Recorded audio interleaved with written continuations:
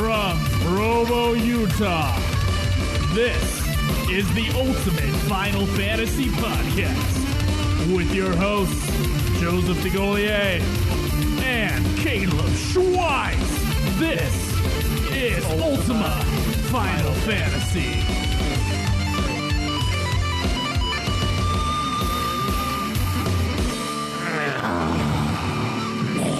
Welcome to another episode of Ultima Final Fantasy, the Ultimate Final Fantasy Podcast. I am your enunciation happy host, Caleb. And I am your my sidekick, delaying host, Joseph DeGolier. And today we are finally going to be talking about Kingsglaive Final Fantasy XV. This is a movie that I have seen twice now. Joe has also seen twice. I have also seen twice. With many problems. Yeah, with many problems. In fact, you know what? Fuck it. I'm going to pull up the video. Schweiss, we've been talking about doing a Kingsglaive episode for like 4 weeks now. Right, and of course all the FF11 stuff that's been getting in our way. Not as much in our way as this Activate Windows Now thing, but in our way.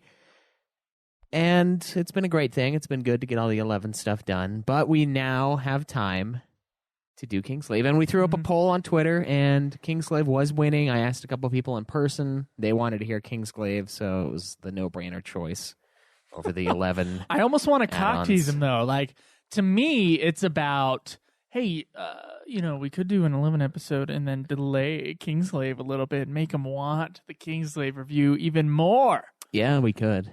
Yeah. So to me, it was... Well, I also feel like that sort of a cock tease wouldn't be present in the FF11 stuff because no one cares. I bet you there are some people who care. Okay, there probably are some who care. In fact, there were some iTunes reviews mentioning our FF11 episodes. We've had correspondence with the people who found our found us through the FF11 episodes. Yeah, that's true, yeah. So I don't accept. It's a different area. We've gotten a lot of Twitch followers off of FF11 as well. Yeah. So it helps. All right, so I got a 30-second clip here of my experience for the first half of Kingsglaive. Okay. Oh, there it goes. Stops right there.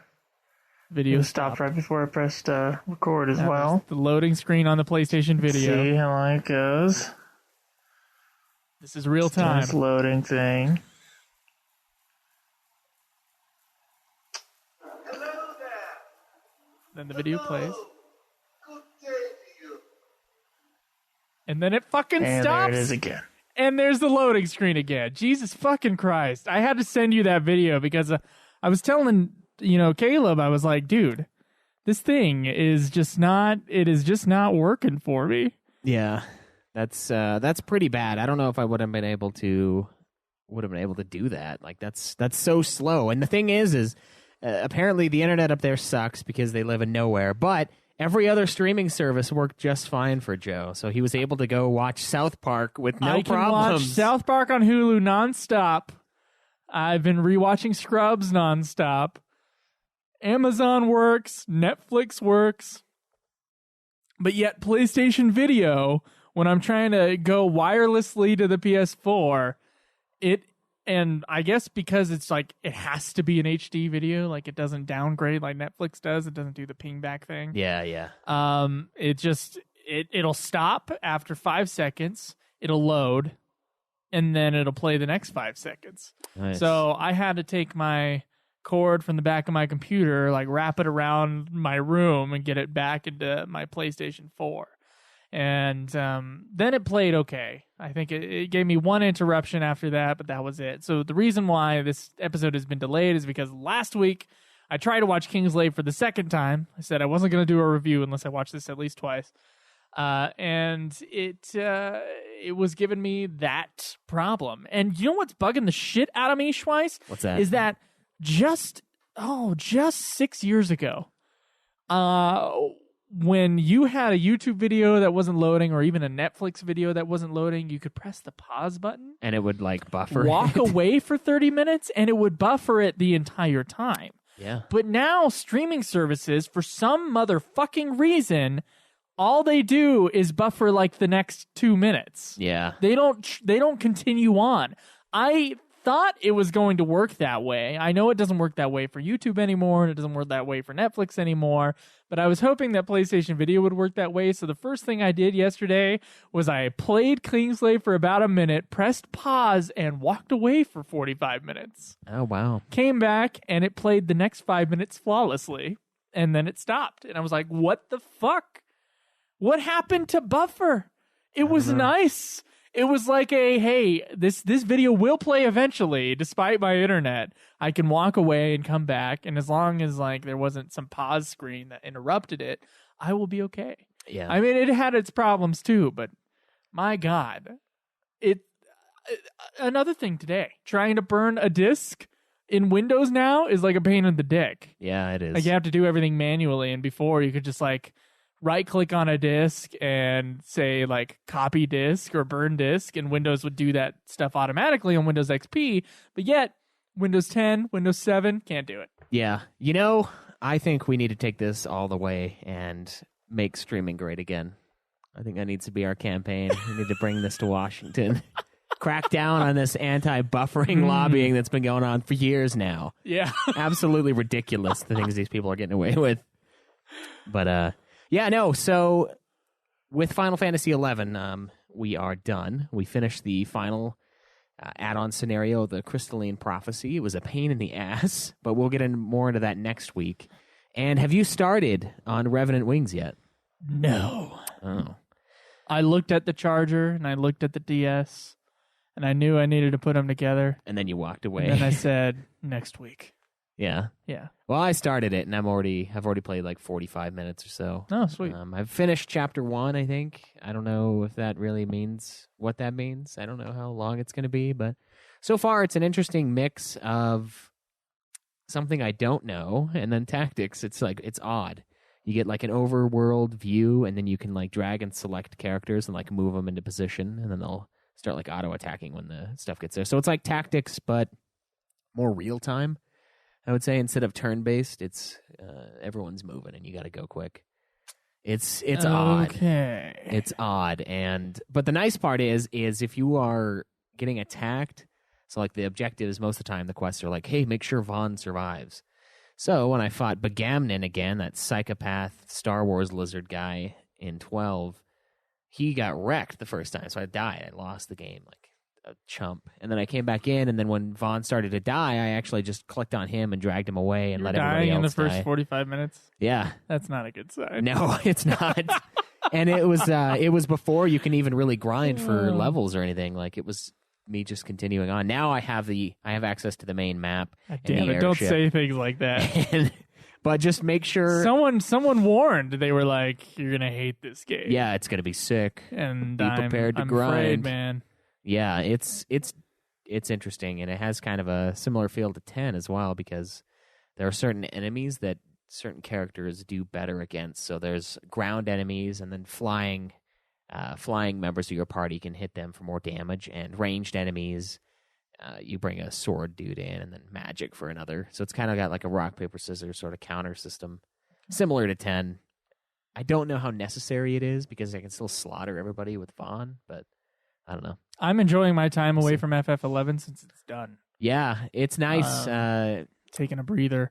Like, I was done with FF11 before when we finished Rhapsody's Vana'diel, but then it was like, okay, I'll play it for another week. Yeah. And turned into like 2 weeks. Turned into 2 weeks, but it was fine. And it didn't feel, now, it is kind of, wait, just feel that for a second, Schweiss. We're not going back to FF11. That's crazy. Yeah, it is nuts. That's crazy. I might do the Halloween quest that they have, just for the hell of it. You have fun. I'm not going to do it. And I'm not going to do a review for it either. Hand out candy. All right. Do you want to talk about Kingsglaive? Because this is a review episode, so we don't have to do news or questions or anything like that. We'll save those till next week. Yeah, I suppose we best get into that. Let's do it.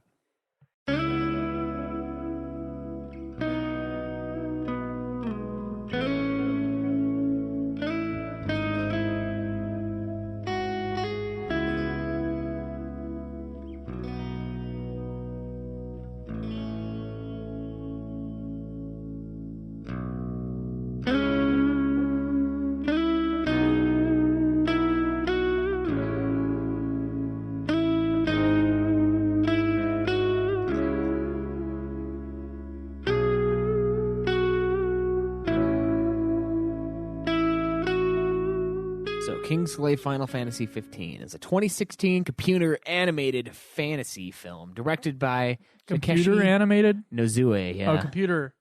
You had a weird pause there, so I was like, it's a computer game? Okay. Yeah. Yeah, computer animated. Gotcha. Yes, very CG heavy. It's And by only heavy, CG. we mean entirely. It is yes. entirely. It was there live. There were some moments where I was like, "Is that live action?" But It does look really good. So it's directed by Takeshi Nozue and written by Takashi Hasegawa. Produced by good old Hajime Tabata, our good friend. The film was developed by Visual Works, which is Square Enix's CGI studio. It's obviously connected with the Fabula Nova Crystallis subseries and is meant to get everyone stoked for Final Fantasy XV, since it was created as part of this multimedia rollout for the game.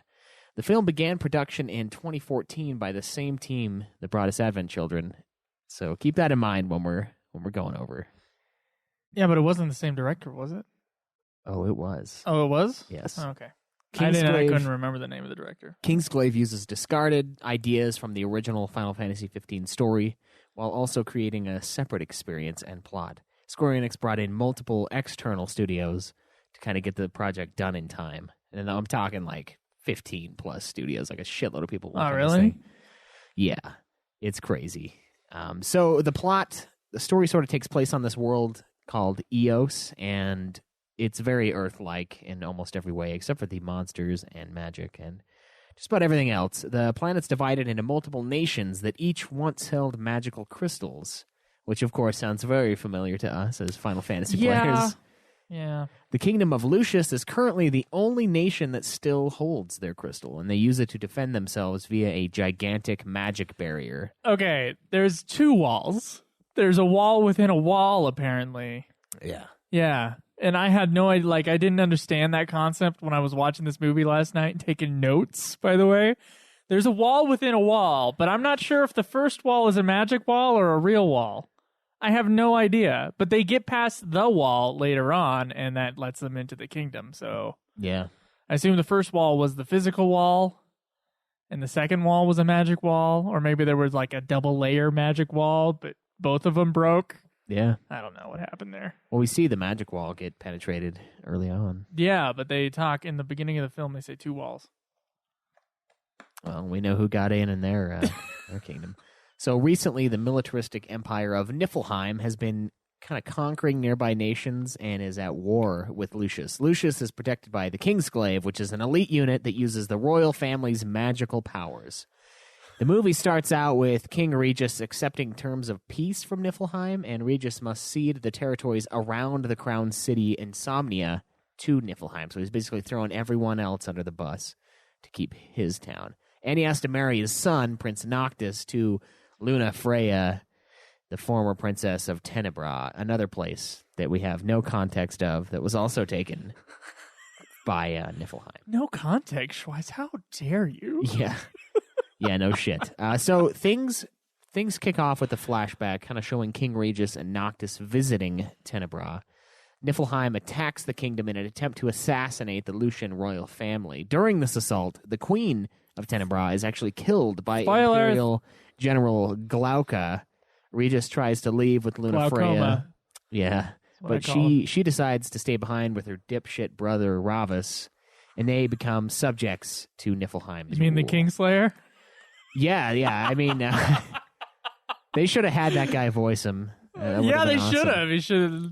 Yeah, Ramus is really just Jamie. Yeah, he's a douche. So 12 years after this, the Kingsglaive fight to protect Lucius's borders from monsters and Niflheim and Tenebrae.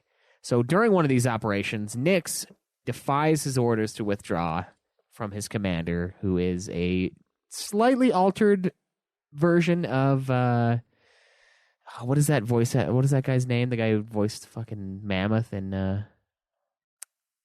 Ray Romano? Ray Romano, yeah. This guy sounds like a mix between Ray Romano and someone much more masculine. So it's like just barely not Ray Romano, and it makes me laugh so much.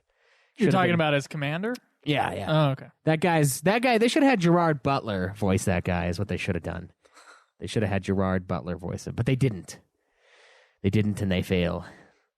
Anyway, So yes, he's trying to rescue his buddy Libertus from one of Niflheim's daemons, which is what Joe It's is a demon. fond Schweiss. of calling them. Is it a demon? It's a demon. We looked this Is that up. what it is? No, we I know. looked this I up know. like 2 episodes ago. I know. I'm making fun of you. And making I fun of had it. the subtitles on last when I watched it last night. Did it say demon? It said DAEMON in the subtitles when the guy 2 minutes into the movie goes, "Release the demon," and then the giant weapon thing is released.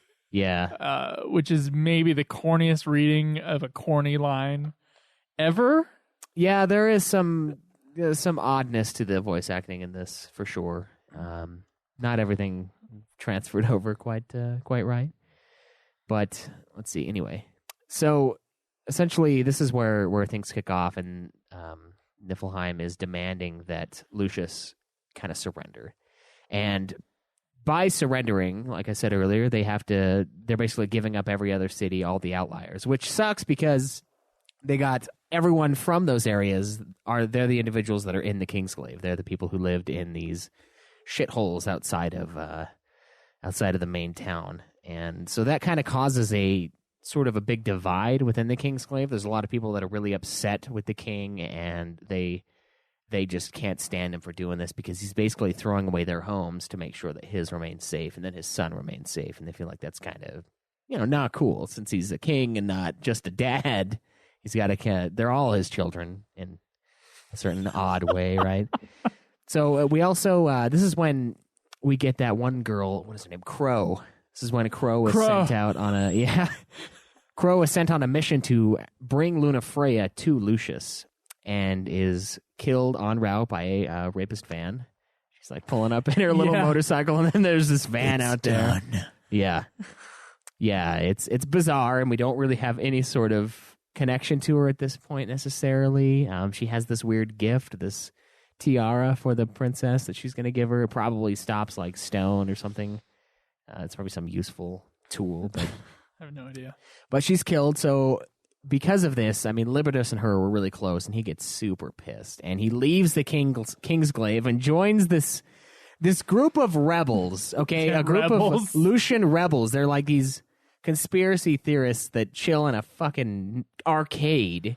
Yeah, that's where they're at. They're in the basement of an arcade, hanging out, and they're like, "Oh, welcome to the resistance, brother." And I'm like, "What fucking resistance? There's like how did he find them as well?" Yeah, like what do they have flyers out? Is this like a must. complete free state? Everyone's like, "Well, if you want to try to rise up, go ahead." I got problems with that, but I assume we'll just finish your overview of the story, and we'll get into the nitty gritty of this thing. All right. So yes, he joins the rebels, and we then cut to a little party dedicated to the peace treaty. That King Regis and Niflheim's emperor, his name is Lidolus Aldercapt. We kind of get them and their little banter back and forth, and Lunafreya meets up with Nyx and finds out that her buddy's dead, or that Nyx's friend is dead, our good pal Crow. And she feels really bad about that, but I don't know, she has about as much context as we do for her, so I can't really believe that she had that much going through her mind at that moment. It sucks that someone died for you, but come on. So Nyx discovers... There's a lot of dying for other people in this movie. Yeah, there's a lot of sacrifice. Yeah. It's like FF4, but where they actually die in this. So it's interesting, yeah. So, Lunafreya also gets abducted by Glauca, but we don't see this at the moment. She's just kind of missing for a little while. Nyx discovers that she has been abducted, and Niflheim has stationed their army outside Insomnia. Regis allows them to deploy the Glaive, even though their commander, Ray Romano, has disappeared.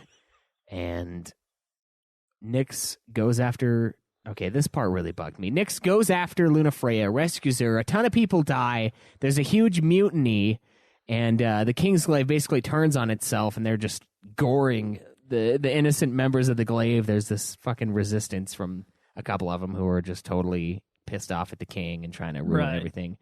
Also, this part bugged me because it was so obvious, so very obvious that they were trying to divert everyone to this other location. They wanted them to join up. They wanted the Kingsglaive to go out and leave the king's side and go try to rescue Lunafreya. Like, it was painfully obvious. And one of the people was even like, what if it's a diversion? And then Nyx is like, no. Can't be a diversion. No, these guys are, no, I can't. We can't do it. And then we also, so within this ship, we have our good friend Ultros as well. This is where he makes a sweet cameo. Yeah. In the film, he's monstrous. He kills a bunch of people and then is stabbed yeah, by a radio tower as Yeah. he falls to the ground. in a crazy kill. Like, just if you think Transporter is ridiculous, this is like beyond that. They're like, all right, he's on the thing. We're gonna spear him with this tower, and they do it, man. They do it like champs. So anyway, I'm surprised Nyx isn't part of the Air Force with that. flying. yeah, I mean, I don't know how he would ever have gotten that good at flying if he's not in the Air Force or some sort of cross training program that they have. Cross training. Right. That sounds like CrossFit. Yeah, kind of, yeah. Yeah. So anyway, Lunafreya being abducted and rescued by Nyx after they escape Ultros's grasp by goring him. They also, you know what, the ship they're on, the ship they used to escape, they just like jumped off of. They just like, all right, well, we don't need this anymore. And they jumped off the ship, and it's what, gonna go crashing into the fucking town? Like, all those yes. innocent people. Like, Yep. what is this? What in God's Well, name? his job is to protect the princess. That's the whole thing. Fuck the rest, I guess. Yeah, fuck right? the rest of them. Fuck the rest. So this is where they meet up with King Regis, who is under attack by... King Regis. Yeah, King Regis is being attacked by Glauca. During this fight, Glauca cuts the ring of the Lushai off of King Regis's hand, which is fucking nuts. He just like slashes his finger off. It's pretty much the opening scene of Fellowship of the yeah, Ring. yeah. It's Sauron losing his ring. Sauron has an awesome... At least there's no like gross finger that he like picks up. and it like crumbles away. Yeah. That'd be sweet. And then the ring gets bigger this time because that guy's way more massive than King Regis. So, yeah, he cuts the ring off. A dude tries to put the ring on. Ravis is his name, but it rejects him and like burns him into a crisp, right? Mm-hmm. This is when they retrieve the ring and they are basically trying to escape the city. It's Nyx, King Regis, and Lunafreya. They've all met up and they're trying to escape. They go underground. King Regis essentially forces the other two to go on without him and like puts up this shield barrier. And God. Okay, so this is a big problem I have with the movie is that they make that sacrifice into nothing. So the king puts up the barrier. yeah, And he allows the others to escape, and then the king gets killed by glaucoma. yeah, And horrible way to go. And then glaucoma just eventually catches up to Nyx. Yeah, And then they have to fight anyway. yeah, it's holding them off for just like a little bit. And our dear man who joined the resistance does eventually help Nyx, and Nyx puts on the ring himself, and the gods or whatever that he sees in the other world when he puts on the ring. Yeah, it's the past kings of Lucii. Yeah. And that part I thought was awesome. But Yeah. these guys are complete assholes, though, by the way. Because they're like, I wrote down in my 8 pages of notes, they're fucking dicks. they're like, you know what? We'll let you use our power. Sure, we'll allow it. They shouldn't have the ring. They should have never had the ring. They're assholes. Yeah, King Regis is like the only nice guy that you heard in there. Everyone else is just a total prick. Maybe it's because they've been dead forever and they're bound to this fucking ring that everyone keeps trying to put on. And they're like, we're not letting you have it. Just eternally in this low-lit blue room. Yeah, I mean, there's like, what, 2 or 3 people that get charred to death putting this fucker on? They're like, no means no. You can't use this fucking ring. How many of you are going to try this, right? So essentially we find out that Glauca is Ray Romano, his character. They're the same person, which is kind of dumb. But he's also upset at the king for casting everything down and only concerning himself with his own safety and his son's safety. And this is when Nyx puts on the ring. And, he meets up with the past kings that are all attached to this ring, and they basically want to throw him under the bus because he's some fucking foreigner scum, right? Mhm. And then, of course, King Regis, being the outstanding, guy he is, says, you know what? No, this guy's cool, guys. We can let him have the power. we're just gonna have to fuck him over a little bit afterwards, and Just then a it's little fine. bit. Yeah, I have to, blow him up. Yeah. So, and okay. So he gets the power. He goes on. He fights Glauca. They do this epic fight, and the whole time while this is going on, the daemon, who is, as far as I can tell, Demon. who, as far as I can tell, is like Emerald Weapon or one of the weapons from FF7. It Yeah. looks just like it. It's cool. Yeah, they release him at the beginning and at the end. They Yeah. release the demon. Yeah, and he's while Nyx is fighting with Glauca, the demon is fighting with the statue of the kings of past, and it's like this. Yeah, that part was the coolest part of the movie. Yeah, it was actually really cool, and Yeah. like basically what they were doing, it was all matching up. Yeah. So Nyx It was would very visually awesome. beat down Glauca, and the statue would also do a killing move on the daemon. And so essentially, because they allowed him his power, or their power, Nyx, there's consequences that he's going to be turned to stone at the end of this. So he beats Glauca. Glauca tries to go off and die in peace, but Nyx just won't shut the fuck up. And so they have more dialogue, and eventually Nyx he turns to stone, and Luna Freya meets up with our friend Libertas, and they kind of just escape. And there's like a great chase scene where Libertas is trying to drive away from the people who mutinied from the Kingsglaive. Yeah. And then, so him and her are together, and the movie basically just ends with Luna Freya walking off to leaving with the ring and gonna go find Noctis, essentially. And then we find out after the credits, Noctis and them are going to find her. yeah, so that's gonna be fun, right? All right, so I got some issues with this movie. Let's and some very good things to say about it as well. Okay. So let's not alienate our entire audience, but let's get Only into half of you guys can. let's get into the nitty gritty. All right, Joe. So I know you wrote down pages of comments while you were watching this last night. I mean, you had the time, given the fact that you had to buffer every 2 minutes. For the first chunk of the movie, that is correct. Okay. Second chunk of the movie, I did start just pausing and writing things down Oh wow! if I felt like there was a big section I needed to go into. But this is going to be a very, very detailed review. I will say that as an overall thing, if you haven't seen the movie yet, Don't listen to this. First of all, it's probably not a good idea to listen to it. Yeah. I do not think that it works as a movie, but as a Final Fantasy fan, I think it has a lot going for it. That's a lot of fun and totally worth your time. All right. So the first thing that we get in this movie is like a gigantic, a lot of exposition Yes. in 3 minutes, but yet we didn't get any of that exposition because it was wall to wall talking. From Luna Freya, who's voiced by Cersei, right? Yeah. I forgot her. Lena Headey. Lena Headey, that's right. And so once again, we have a magic empire versus a machine empire, which of course we've seen in other Final Fantasy games before. And so I thought that was kind of an interesting thing that we're exploring again. But this is kind of like on steroids. We have a magic empire that is pretty technologically advanced, Yeah. and then a machine empire that is like, they're fucking. It's not home from Final Fantasy X. It's not steampunk.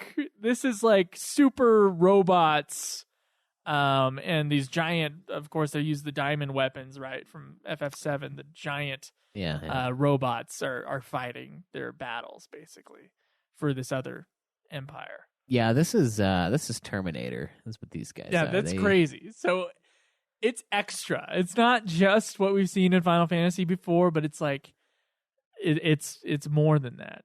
I do want to say that's what one of the Twitch guys said, and I was thinking that too. Just think S-Star. extremely futuristic. Oh yeah. FF8. It's that big of a jump in that world too. It's like we got these shithole towns, and then suddenly robot guys. Yeah, and right off the bat, in the context of the movie, I think they did something that they shouldn't have done. First off, they always talk about this character named Noctis, and if you and you shouldn't, frankly, but because this movie came out before the game came out, it's kind of weird that they're always referring to a character, Noctis, that we don't see until the end credits. Yeah. And there's no way of knowing what the fuck Noctis looks like before the end or anything like that.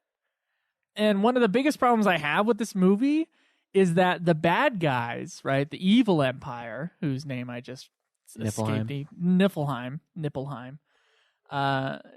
wants Luna, Freya, and Noctis to marry. Yeah. And so does the king, and so does everybody. Where is the conflict here?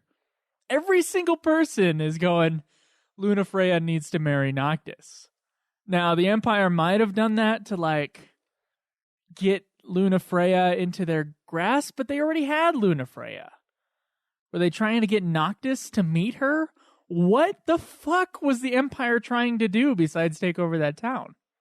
And why did they have to use their wedding? What the fuck was what was the catalyst? Why the wedding? Coup. Doesn't make any sense, Schweiss. It literally makes no sense that these bad guys, they want this wedding to happen. And at the end of the movie, you know what's still trying to happen? The wedding. The wedding. It'd be different if the movie was like, if Luna Freya didn't want to marry Noctis, or like Luna Freya was some bad chick and Noctis was a good guy or whatever. Yeah. And they were being forced to marry across, warring states. But it wasn't like that. It was bizarre. It's bizarre.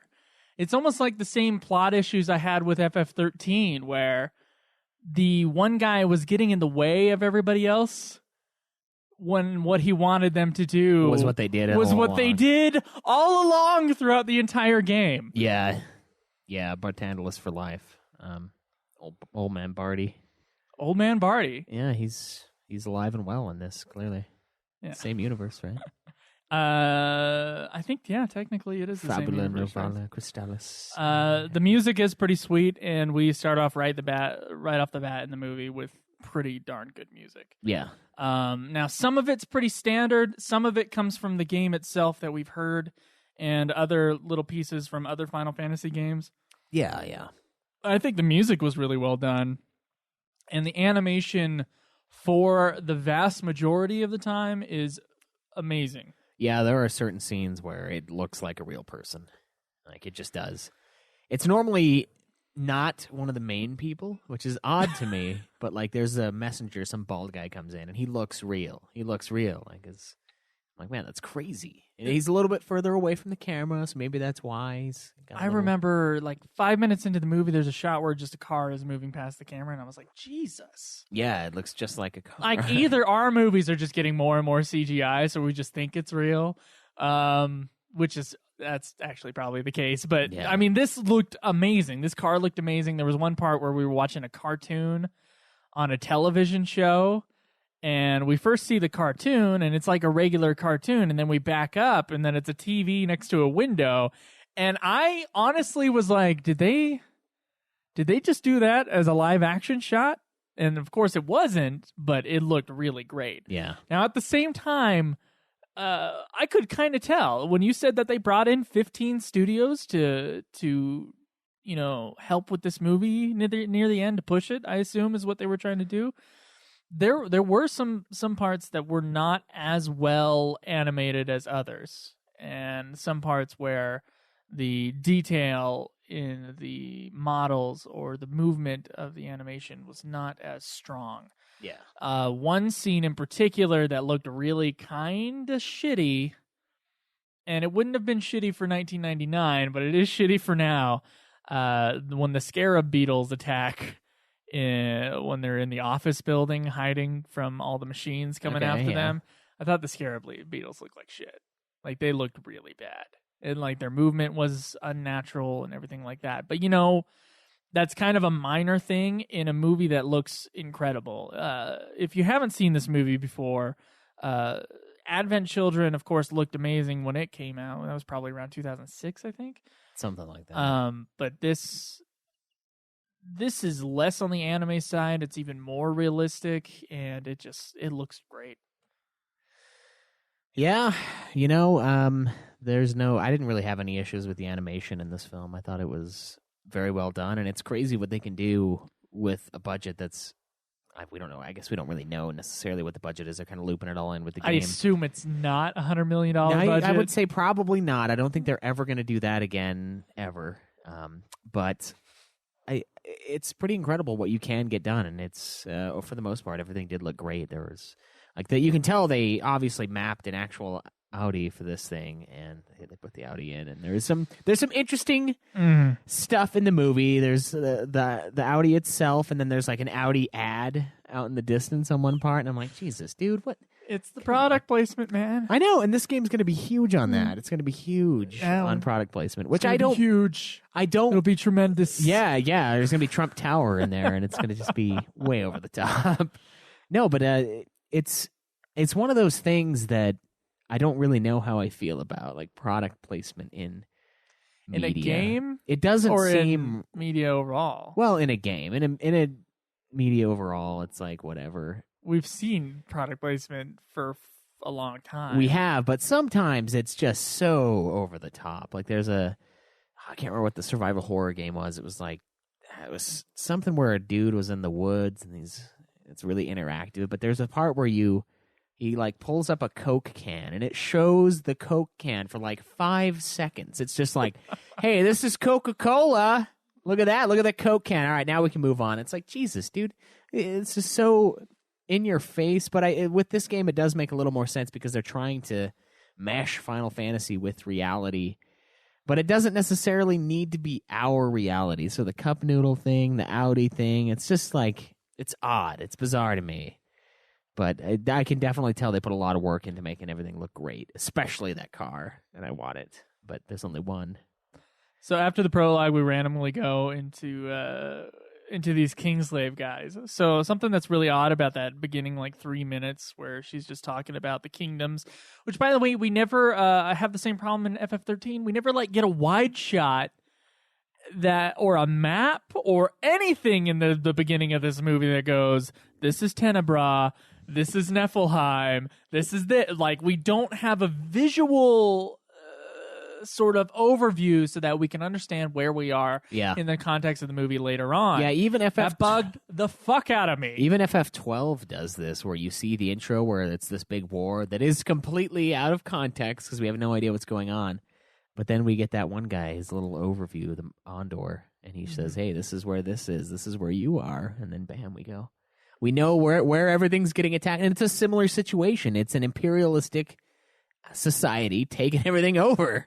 And you see where they're at and where they're coming. But in this, it's just, yeah, you're right. It's just straight up like, well, this place fell. And it's like, well, how fucking close is that place? Like, where's Tenebra? Is it 50,000 miles away? Do I care? Like, how long is it going to take him to get here? Sure, the fall of democracy is horrible, but I need to know how safe my buddy Nyx is and how safe King Regis is. I got a note on here that says, Crow Girl is smoking hot. Yeah. She kind of reminds me of Fang in 13 a little bit. She's not that good looking, but she is. She's more realistic looking, so it's like that looks like a real person for a second. So I'm quite attracted to Crow. But the first thing that Crow is doing with like a group of mages, I think, is they're like.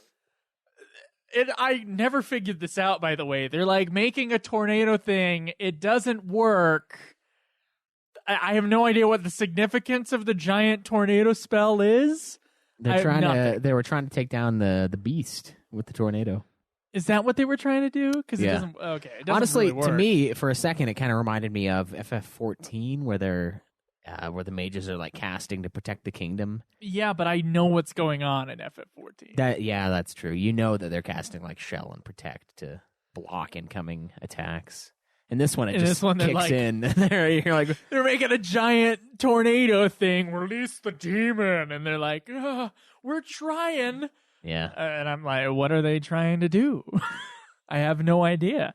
And we got Diamond Weapon, which looks amazing. We see him twice in the movie. which they call the demon, and it's like Diamond Weapon on steroids. It's like sides open up, and it's got these like Neon Genesis Evangelion orbs, and they're super powered. And Yeah, it honestly, laying it's waste. reminding me of the new Godzilla movie where Godzilla like opens up and then like shoots everywhere. Yeah, Yeah, it's similar. Yeah, it's pretty cool. It's a pretty cool light show. And we got what's his name? The kind of chubby guy.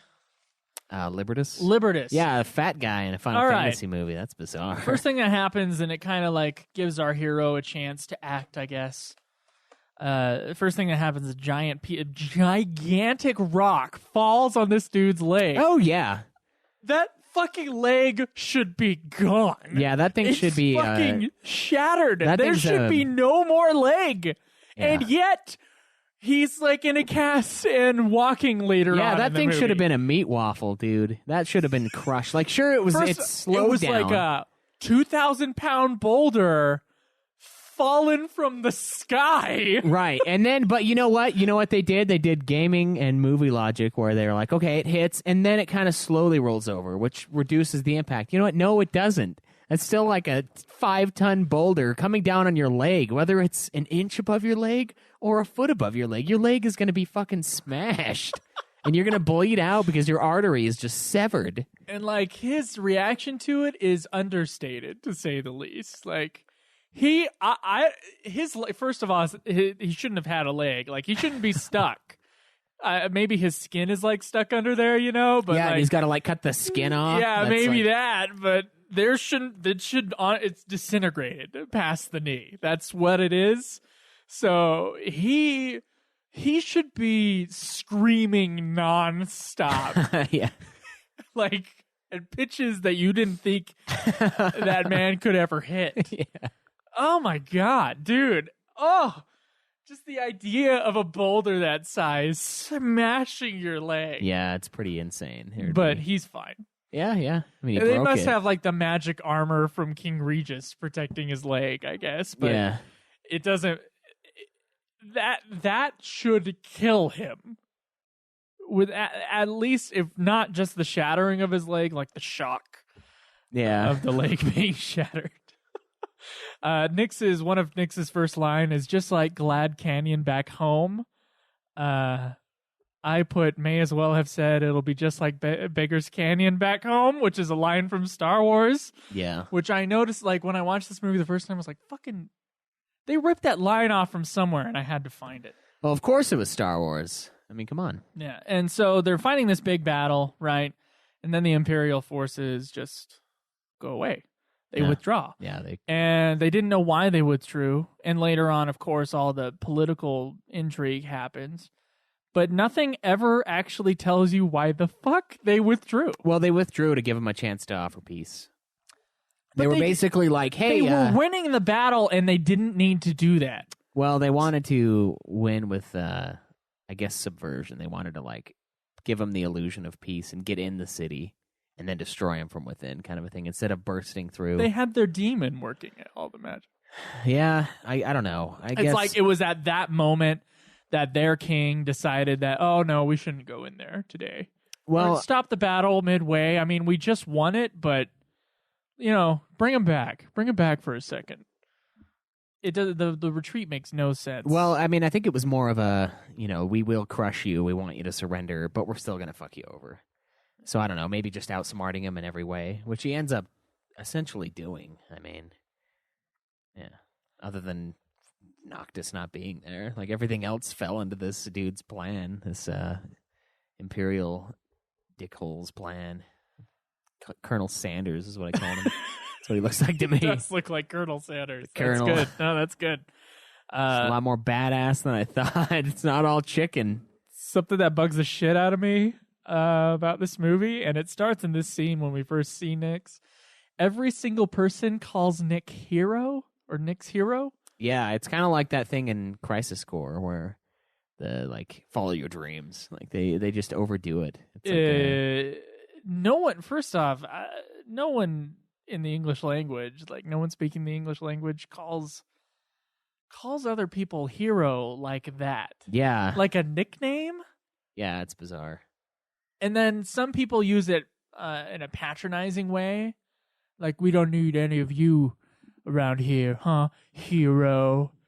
Yeah. And it's like the movie is begging us to call Nick's hero. It shouldn't have to say that, though. It shouldn't need to address the fact that he's the hero of the story. Well, we know that.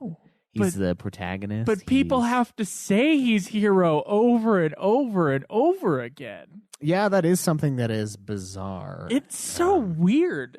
I do want to point out that in 13 they use hero a lot. Our buddy Snow is always talking. No, about he does use hero. And a lot. Balthier does in a way. He says he's You're the right. leading man, but that's different. That works. That works with his It's like a character. callback to something, or this is my story. Even that works. Yeah, despite how yeah. It's definitely not your story, Titus. But this, the calling someone hero, Yeah. it's weird. I don't even know what to think about it. It's just it's just weird. Yeah, it's one of those awkward things like shilly shally dilly dally. Like, Yeah, dilly dally, shilly shally. I don't think it's quite as weird as that, but it is odd. First thing I noticed is that we got Sean Bean's deep manly voice on this Yes. King Regis guy, who, although in the anime he looks pretty like buff and masculine and old man strengthy. Yeah. In this movie, like, we get a close up of him He's a that I pretty didn't small-looking notice guy. in the trailers. He is a tiny, frail, ghostly man. Yeah, and I mean, we with understand. these like piercing owl eyes. Yeah. Well, we understand why. I mean, the crystal is draining his life force, essentially. But this movie doesn't explain that. The anime explains that. So it is weird. And I feel like his voice, while I do love Sean Bean, it did feel a little disjointed at times. And it was only sometimes. Most of the time, I think the Sean Bean voicing him was perfect. But I do see what you're saying. I mean, we got him as, Ned Stark. He's a big dude, right? He's a stocky man, and then we get him in this movie, and he's needs to eat. Frankly, I mean, he's like dying. So it's a little odd. Like the first time he starts speaking to me, I was like, I don't know about this. Like, I was super stoked when I watched that Uncovered thing, but now this seems weird. Like, tiny little frail man. Yeah. Yeah, he's got a lot of armor to make up for it, I guess, from a wide shot perspective. That close up on his face, though, the first close up on his face, I was like, oh my god, he's sickly looking. So our heroes, we try the movie tries to have some character development in the first act. The first time, of course, after the battle, they go and meet at this restaurant. Yeah. And I was hoping it was going to be the red light district. But there's I this was pretty disappointed. terrible Bollywood music in the background, which is my only note for that. It was just bad music. And I was like, is this supposed to be like hip? And they're all from the same place. They're all from Tenebra. So, like, is this native Tenebra music? Is this like what people listen to? I don't understand that. And then we get a close-up shot of the guy whose leg was shattered. Yeah. We get a close-up shot of his pill bottle. Yeah, Libertas. Yeah. This is they're like making you feel bad about What? taking painkillers. This guy's After your leg was fucking shattered. yeah, this guy's leg was essentially a sack of flesh with a few bone chunks floating around, and they're like concentrating, like, how many of those are you gonna have? And I was like, oh, I don't fucking know, as many as I need, you prick. My leg was fucking destroyed. It was yesterday. Yeah, do you not understand what happened to me? Like, my God. He doesn't have a pill problem. Yeah, It was just prescribed him. It's like, sure, it's opiates, but Jesus Christ, my leg is fucking flat. It's ruined. I may never recover from this. And you're going to point this out. You're going to ask me how many pills I'm going to have. What are you, my doctor? There's an entire subplot about there these fucking is. pills. There is. And in the end, he gives them up. And it's like, oh, well, good job. Now you're going He gave them up. Yeah, because he got them 2 days ago. Yeah. And he deserved them, by the way. It was. Yeah. He doesn't have a fucking pill problem. Yeah, It'd be come different on. if, like, in the battle before his leg was smashed, he was like, "Gug, gug, gug," and then, like, went out. Yeah. And he just went berserk in a He fucking just, a high. but his leg was fucking smashed. The next day he has pills. My God, how terrible is that? Yeah. And then what? It was like 2 days after with the wedding, he's still taking the pills. 'Cause Yeah. Big deal, right? Oh, my No, God. is that like something in their culture where they're like it's just, oh, you're weak, you're taking pills, you need help? No. There might be something No there. honor. I don't know, dude. I but- know that there's like a big pill problem in the U.S. It's usually about doctors prescribing pills for too long. And you do get addicted to stuff. Yeah, after a you while. can get addicted to stuff, but there is a certain amount of time where it is totally okay and may be necessary to function to take pills. Yeah, like what do you want him to, To take do? pain Descend pills. into madness, go crazy because of the amount of pain he's in? Like your mind will go to mush if you're suffering to that extent. Like oh my God. people that get tortured, the amount of pain they go through, they're fucked up. I know that people with like pill addictions have to be really careful. Like they have to have different types of pain pills that aren't as good. Yeah, maybe Libertas was a druggie before. I don't know. Maybe Well, I that's would it. like if that was actually a You know- problem, it would have been set up before. Would it have, But Joe? his leg was fucking smashed up, and my God, the doctor prescribed Vicodin for a couple days. Well, was it? I mean, it doesn't have to be established to be true in this thing. We know that. So maybe he is a Yeah, druggie. yeah, that's a good point. Subplot Right. solved. Oh, right there's there. another question of some open-ended bullshit that we don't know about. Maybe. Yeah. I mean, that could be a thing. I put walls within walls. Trump would be proud. Yeah. That's what I put. Very proud. We're very proud of what we built. And then there was one scene where King Regis was talking about walls a lot, and there were Yeah. other people talking about walls a lot. And they also talked about war a lot, and with this British accent that some of the people were putting on, which, by the way, a lot of people have different accents in this movie, which Yeah. is bizarre. Well, they're from all over the place. War and wall. Sorry, my dear British listeners, but they sound like the same fucking word in a British accent. Yeah. Wall, wall, wall, wall. So you couldn't tell which one they were talking I about. could tell, but it was like, to me, it was Yeah. funny. I remember there was a British girl in high school that had like just transferred over, and I was telling her about how I got stranded somewhere, and she's like, "Why don't you just go wool?" Like, what? What the fuck's wool? Spent like 2 minutes trying to figure out what the fuck she said, and it was walk. Yeah. It's like, Why don't I wall? well, I never heard the K. There was no K at the end. It was just wool. And so I couldn't. I just couldn't. Why didn't I dry heave? Like, what? Why didn't you just wool?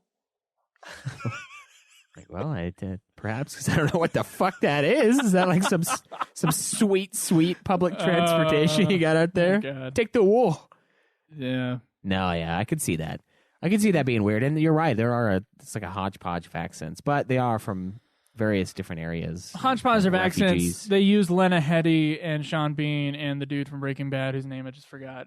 They use them to kind of sell the movie, and frankly, they're the best voice actors in this movie. Oh yeah, they're good. They do actually some pretty darn good performances, considering they're just in this to get a paycheck for a movie that 200 people are going to see, right? Yeah. Unless they sold it to him as like, this will be the biggest movie ever. Don't Yeah, you remember and the plus last the- Final Fantasy? It rocks the world. Plus, the release of this thing was kind of shady and bizarre, and I'm gonna bitch about that at the end. But And no, I would say pretty good voice acting overall. pretty good voice acting overall. I will say that considering how much we see Libertas, he's kind of outranked by Yeah. the other voice actors. Yeah. He kind of reminds me of, I think it was Raubon from Final Fantasy XIV, Yeah. where it's like the gruff man voice from someone who doesn't have a gruff voice. Like if I were to try a gruff man voice, like the Yeah. Cookie Monster sort of thing. I don't know, man. Like you'd have to watch the movie to see what I'm talking about, but Yeah, there's times where he gets pissed and he's like, "God damn it!" and you can't take him seriously. You just kind of want to laugh it's at like the they guy. needed to hire Vin Diesel. Instead, they hired like a tenor, like someone with a really high voice Yeah. that has to fake a. Yeah. I got Fake a that from deeper him. And he voice. does get a lot of camera time, so it's weird. With him and then also with He's not terrible, but he is outranked. with Glauca, like I can't take that guy Glaucoma, seriously. yeah, that's right. Glaucoma. I can't take him seriously either because he sounds like Ray Romano to me. And when I look at the character design that they have for that guy, you know who they should have picked? They should have picked for it. They should have had Gerard Butler play him. They built that'd be Gerard Butler in the fucking anime. They probably tried to get him. You think so? That would have been awesome. Can you imagine how epic those lines would have been with Gerard Butler instead of like masculine Ray Romano? Mm-hmm. Perfect. He should have been Gerard Butler. The fat man should have been. Oh, what the fuck is that guy's name? The fat guy in guy who plays Pacha in Emperor's New Groove. John Goodman. John Goodman should have been Liberatus. All the John Goodman That would have been movies. amazing. Of all the John Goodman movies, the first one at the top of your head was Emperor's New Groove. Yeah, the greatest animated film ever. That's high. I love that movie. That's high praise. It's great. No, but really though, can you imagine that? That would have been perfect. Perfect. Yeah, it would be perfect. I did put that Luna Freya also looks malnourished. Yeah. Yeah. Yeah, they're not feeding those people. So Luna Freya looks fine from the game footage that we've seen, or even the cutscene from the game. And of course, these are not the same people working on the cutscenes as who are working on the movie. So it's like they're going to be close, but they're never going to be the same. I will say that Luna Freya, it's odd for a Final Fantasy media for she does look kind of realistic, but she's like a little mousy, frail. Like her skin is very translucent. Yeah. It's doesn't get enough sun. It's odd. She kind of reminds me of Lightning's sister, Sarah, in 13. Just like a tiny person. I don't know. Yeah. And it's weird that there's like a thing with that. There's nothing wrong with it. It's just kind of like surprising. Well, it's surprising because she's such a badass, like in the trailers we've seen. Like there's the one trailer where they're holding guns to her and she just like brushes the gun off and it's like, fuck off, you're not going to do anything to me. And it just seems weird that she would be this way in the movie. I don't know. There's protesters in the kingdom. Yeah. That was something I felt was kind of odd. And a lot of people, a lot of dissenters from the king. Like a lot of people don't like the king. And especially his decision to hand over Tenebra. The king, what I was confused Tenebra about... was taken like years before this, but... Or not Tenebra. The outskirts, all the areas. The outside stuff, that's right. But yeah, that's why. So there's a lot of protesters. Yeah. So the citizens have the right to freedom of speech I don't know. I thought that was kind of odd. Like a lot of people, considering this was a kingdom, it's ruled by one man who has all power. They have all like laws. a strange democracy. Sort of there's some quasi democracy, a lot of power given to the people. Yeah. And I didn't understand what the fuck they needed a king for if that was the case. I mean, but if it were like I don't know, what do they call that? A constitutional monarchy or something like that?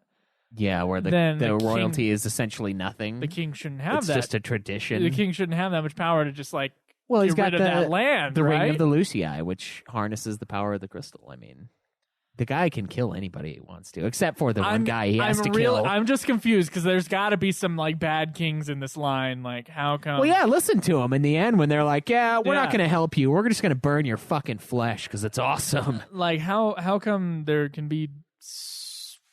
He's a very relaxed king, I guess. He's chill. There's so much dissenting. Like there was one person holding up a poster that was like down with Regis, and I was just kind of like, is this a democracy? Is this okay? Yeah, is that guy gonna get fucking killed? Like, is there gonna be like a group of like 20 troops that are gonna just go out and massacre him? Yeah, just go out and massacre him for dissension. I thought that was it was odd. Like I wanted to know like exactly how the government worked and like what the rights of the people were. Yeah, maybe I can see it being bizarre, but I mean you can still technically have some semblance of democracy.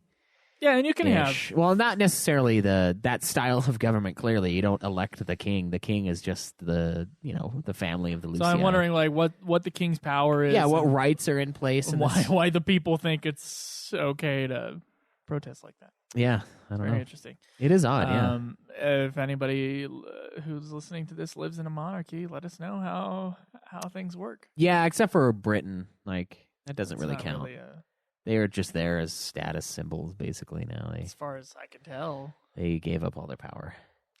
Which at that point, like, why even do it? I don't know. It's beyond us Americans. Yeah, okay. I also got another question here. With all the shit going down in this kingdom, going after him, and Luna Freya being captured, how come Noctis, who of course doesn't really show up in this movie, how come he's just allowed to go off? Like, he has very minimal security, and he's just Well, they needed going to keep to school, and Well, he's not going to school right now. I think it'd be a very dangerous thing to not have Noctis within safety, you know? Well, him not being there is the idea of safety for this movie. Him getting out because the king knows what's going to happen. He knew this was going to take place. He didn't know how, but he knew the city was going to fall and couldn't keep Like, he it. should be in fucking NORAD right now. Like, it's... Well, he should probably be in Switzerland or Russia, maybe. I don't know. Chilling with Snowden, right? Just escaping. But no, really though, that's the idea behind them getting him out, because the Lucii line has to live on. And so he's like, all right, well, I'm going to get my son out, even though it might seem safer here, but clearly the king knew he wasn't going to be able to hold it forever, and they just shipped Noctis out. They got him Noctis out. would be safest with the Kingsglaive.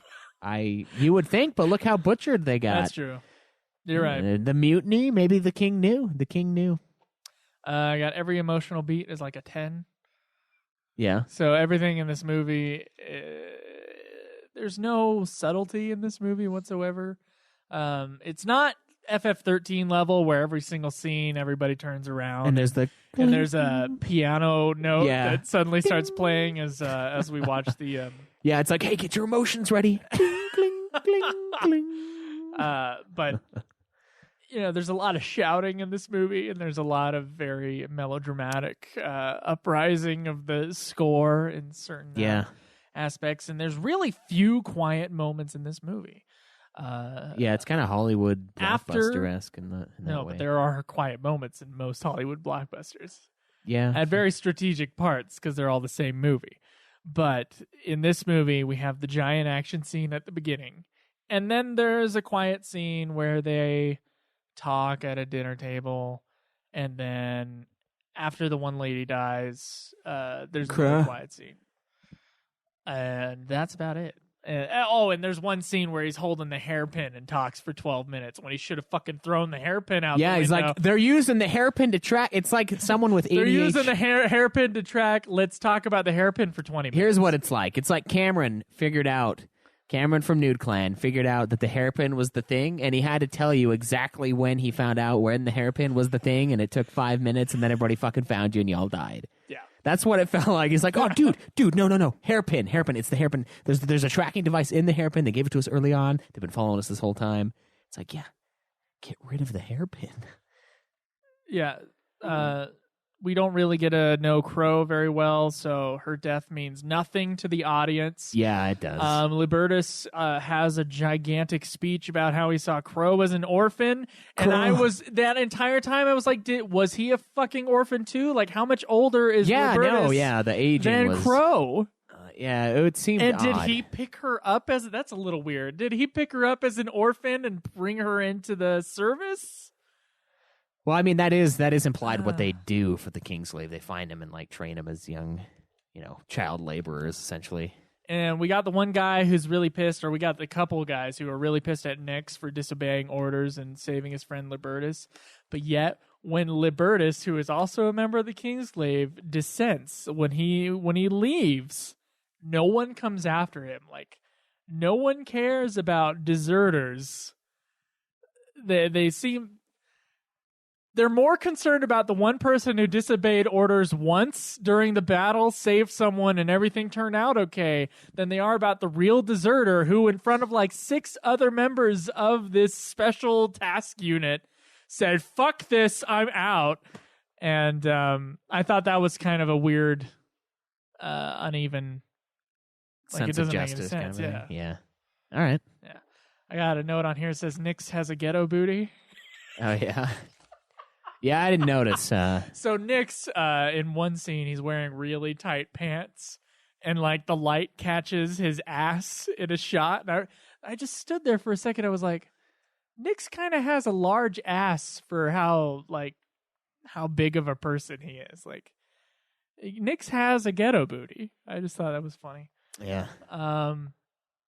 Yeah, there's a ton of little random things here, and I'm not sure if I should get into all of these things, but I got a couple big notes. So the princess is taken, but the audience gets no measure of her danger in any way after she's taken, because we know that she's got to arrive for this wedding thing. Right, yeah. She doesn't arrive.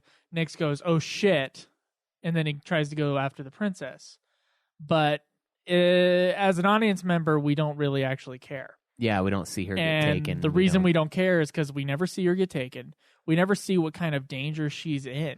The only thing She could be just stuck in a bathroom and, like, I don't know, just having an emotional breakdown or something. Well, we do get the scene with Glaucoma grabbing her arm and telling her, like, oh, you don't think this is shit's real, do you? But that's not her. But really. that's not her in danger. That's her talking to a dude at a party who's a little drunk, strong. a little tipsy, and Yeah. like, hey, baby, I'm gonna grab your arm now. So we have a giant, like, 30-minute sequence of Nyx trying to save her, and all that Yeah. happens is, like, he's like, "Oh shit," and then the next thing we see, they're also cross-cutting with Regis and the other king, Right, talking shit which on is each far other. more interesting of a plot line. Yeah, it's like the opposite of Star Wars Episode 1. The action part is the lame part, and the part where they're talking politics is interesting. Yeah. It's weird. And the next thing, Nyx just finds her in the room and everything's okay. I mean, that is before the giant squid attacks, Yeah. but there's no suspense there. And that problem pervades this movie the entire time. There's no sense of danger when they're going after someone, except for maybe the guy with his leg smashed. Yeah. And so we, as the audience, don't really care. I mean, that's an Alfred Hitchcock sort of rule of suspense thing, where you show the bomb under the table and you see the people who don't know that there's a bomb under the table. And thus, we as the audience, we have a sense of danger there. Yeah. And we're wondering, oh shit, what's going to happen next? But in this case, it's like, oh, she's been taken, but we don't know what the stakes are. And if you don't know what the stakes are, you don't care as much for what's going on. I did put a note, the part where King Regis stops everybody's weapons in midair Yeah. was it's fucking sweet. awesome. Yeah, I enjoyed his powers as far as that goes. Yeah. I also liked the teleport, the warp attack thing that all of the Kingsglaive could do, where they throw their weapon and they warp to it. I think that's a really cool concept. And I thought it was fun how when Nyx is fighting Glaucoma, we have the thing backfiring on him. You know, the guy like smacks the sword away and then he warps to it and he like falls onto the floor and like owns himself. I thought that was cool how they gave it a sense of realism. Like, if you can warp, I mean, if somebody knocks it away, you're going to warp to wherever it's at and get screwed. Also, I personally loved the little plot line with that racist guard at the gate when Nyx gets he gets placed on guard duty, and then there's this dude who's like hero. Yeah, the dumb fuck guard is like giving him shit for being an immigrant and not being born here, even though it doesn't matter. The here is going to be destroyed and everyone knows it, but the guy's just like a total douche to him, treating him like one of the British guard dudes that there's always these funny videos about people trying to make him smile or have emotions, treat him kind of like that. And then later on in the movie, Nyx they're being attacked or chased. No, it's Libertas. He's being chased. No, fuck. Jesus, sorry. It's the part where Libertas is in the car with Lunafreya, and he's trying to like attack the dissenters from the Kingsglaive from across the way who are on this tram thing. Mm-hmm. And then this redneck guard just like drives up and fucking pulls out his Uzi and just goes drive-by mode on these motherfuckers. I thought that was awesome. You guys like, I got your back. And those dudes can't do shit because they don't have magic either. They're just like taking it. That part was cool. Yeah. That guy's a total derp, but I really loved when he just fucking started unloading on him from the window. The line before King Regis dies, I know your mother would wish the same as me, that you and Noctis would live happily. And then he keeps going from there, but I thought he was going to keep rhyming at one point, and I thought that was kind of like the way Sean Bean delivered the line, it was a poem for a second. And then he's like, oh, wait, no, this isn't a poem. We'll keep it. Oh, boy. Yeah. The other note: Noctis takes like 12 years to use the hairpin tracking device to lead the robots away, which is the first. Like when he finds out the thing's a tracking device, as an audience member, the first time I watched the movie, I was like, "Fucking throw that thing out the window!" Yeah, these things are clearly like a hive mind creature. They're just going after But instead, wherever the he's thing like, is. all right, now let me tell you 20 minutes before the movie ends what my character motivation is about my sister and blah, blah, blah, blah, blah. Holding the tracking device in his fucking hand. Yeah. God, dude. That I was like sitting on my bed, like yelling at the screen, like saying, fucking throw the thing. Yeah, do something.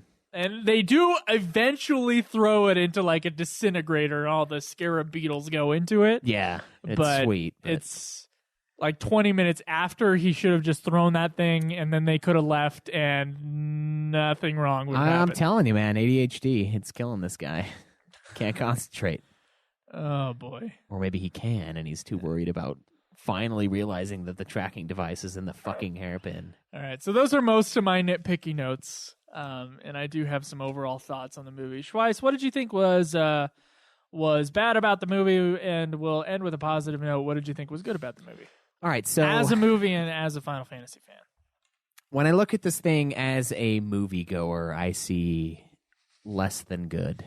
There's a lot of plot holes to me. There's a lot of out of context things that happen. This thing is shoveling information at us, much like Final Fantasy XIII in the first few information, hours. But yet not enough information about the right thing. Right. We're given so much and not enough to really piece stuff together. I feel like it's very heavy in that way. I think the voice acting was decent. There were a few people I would definitely not have cast as certain individuals. Too over the top, but for the most part, great performances. The animation I thought was fantastic. I thought that was great. Although, I don't know. It kind of reminded me of Advent Children in some ways, where the action was always really good, but then the story stuff was like, I don't know. It wasn't as... Oh, you mean overall, not animation-wise? Yeah, overall, Okay. not necessarily the animation. The animation looks fantastic. I don't think I really had an issue ever with how things looked. It was more along the lines of storytelling, which as a Final Fantasy fan is a big deal to me. The story is most of the experience. I feel like without the context of Final Fantasy XV, I agree with what you said earlier about us not really knowing Noctis. We don't know who Noctis is at all at this point. We don't know unless we've been Noctis. following. We don't understand the importance of this shit. It's all just madness. It's just something that happened, some event, and we know nothing contextually at all as far as the whole plot of this film goes. And I tried not to read up on. I try not to read up on any of the lore for 15 that's been released. I mean, obviously we hear things because we're doing the show, but and that honestly caused that made me watch the movie twice because I was like, what the fuck? Yeah. Is all this shit that's going on, like, and I still don't know why. What 2 walls? There are 2 walls. Swear to God, there are 2 walls. They talk about 2 walls. What was the first wall? I have no idea. There's just things that are in this movie, places that are so far named, removed, and yeah, you're completely removed from the circumstance. Yeah, and it is hard to be emotionally attached to any of these characters that pass on because we only get a few minutes with Crow, and like, but she gives the dude shit for taking pills. Like, why do I care about her dying? Like, she's fucking retarded, as far as I can tell. She's like bagging on her friend for needing a painkiller so he doesn't get blinded in pain. You know? What are you saying? Your leg was disintegrated? Yeah. Yeah, and I don't know. As a moviegoer, not the best.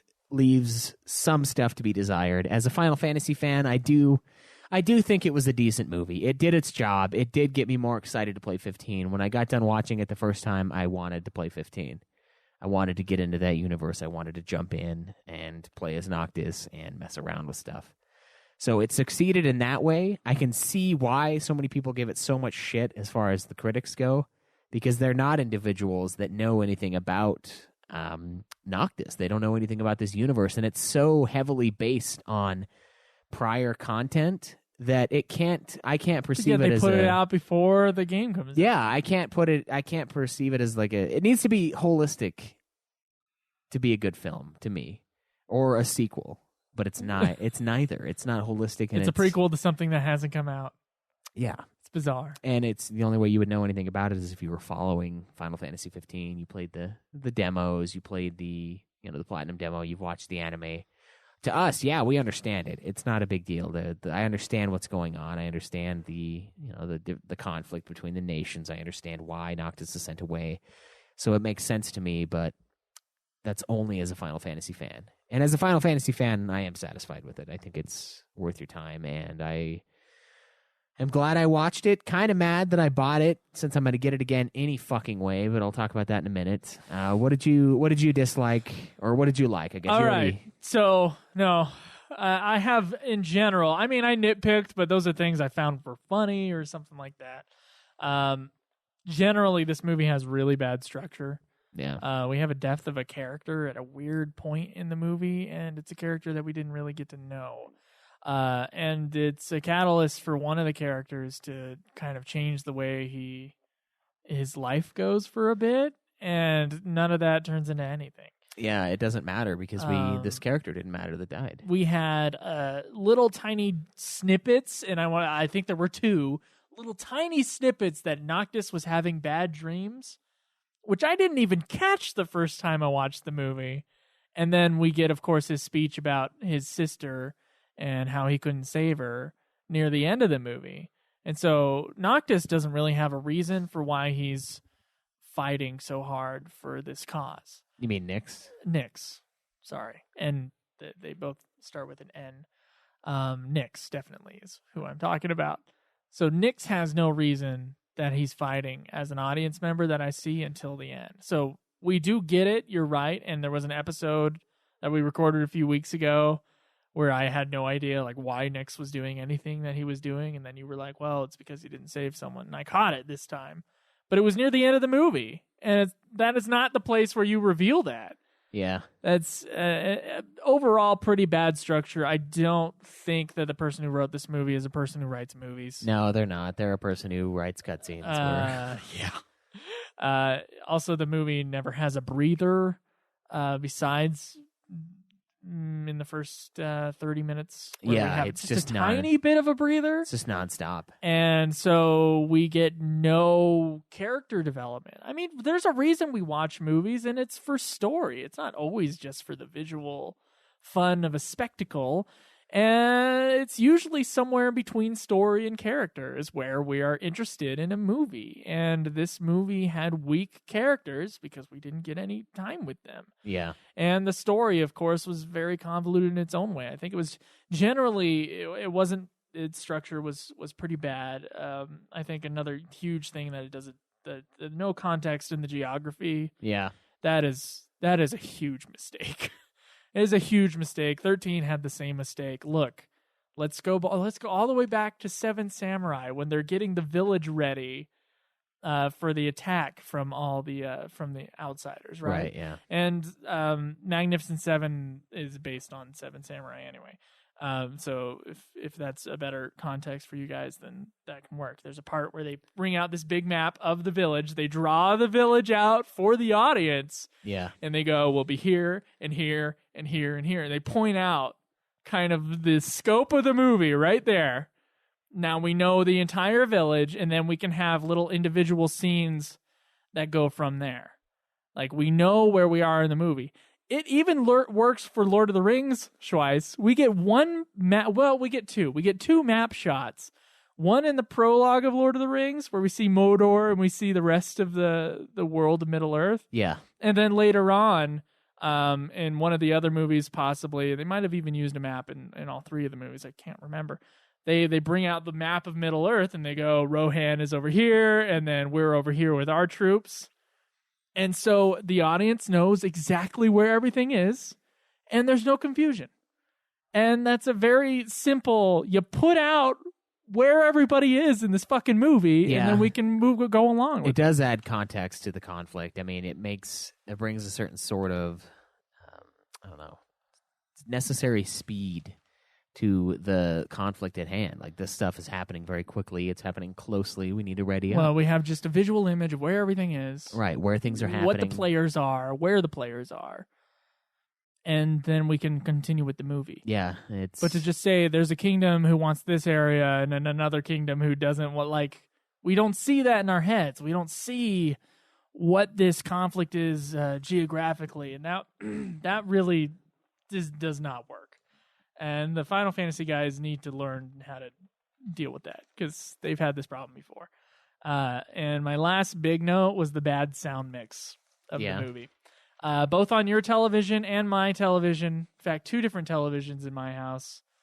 The sound mix is, at least in the English language version, the sound mix is kind of bad for the movie.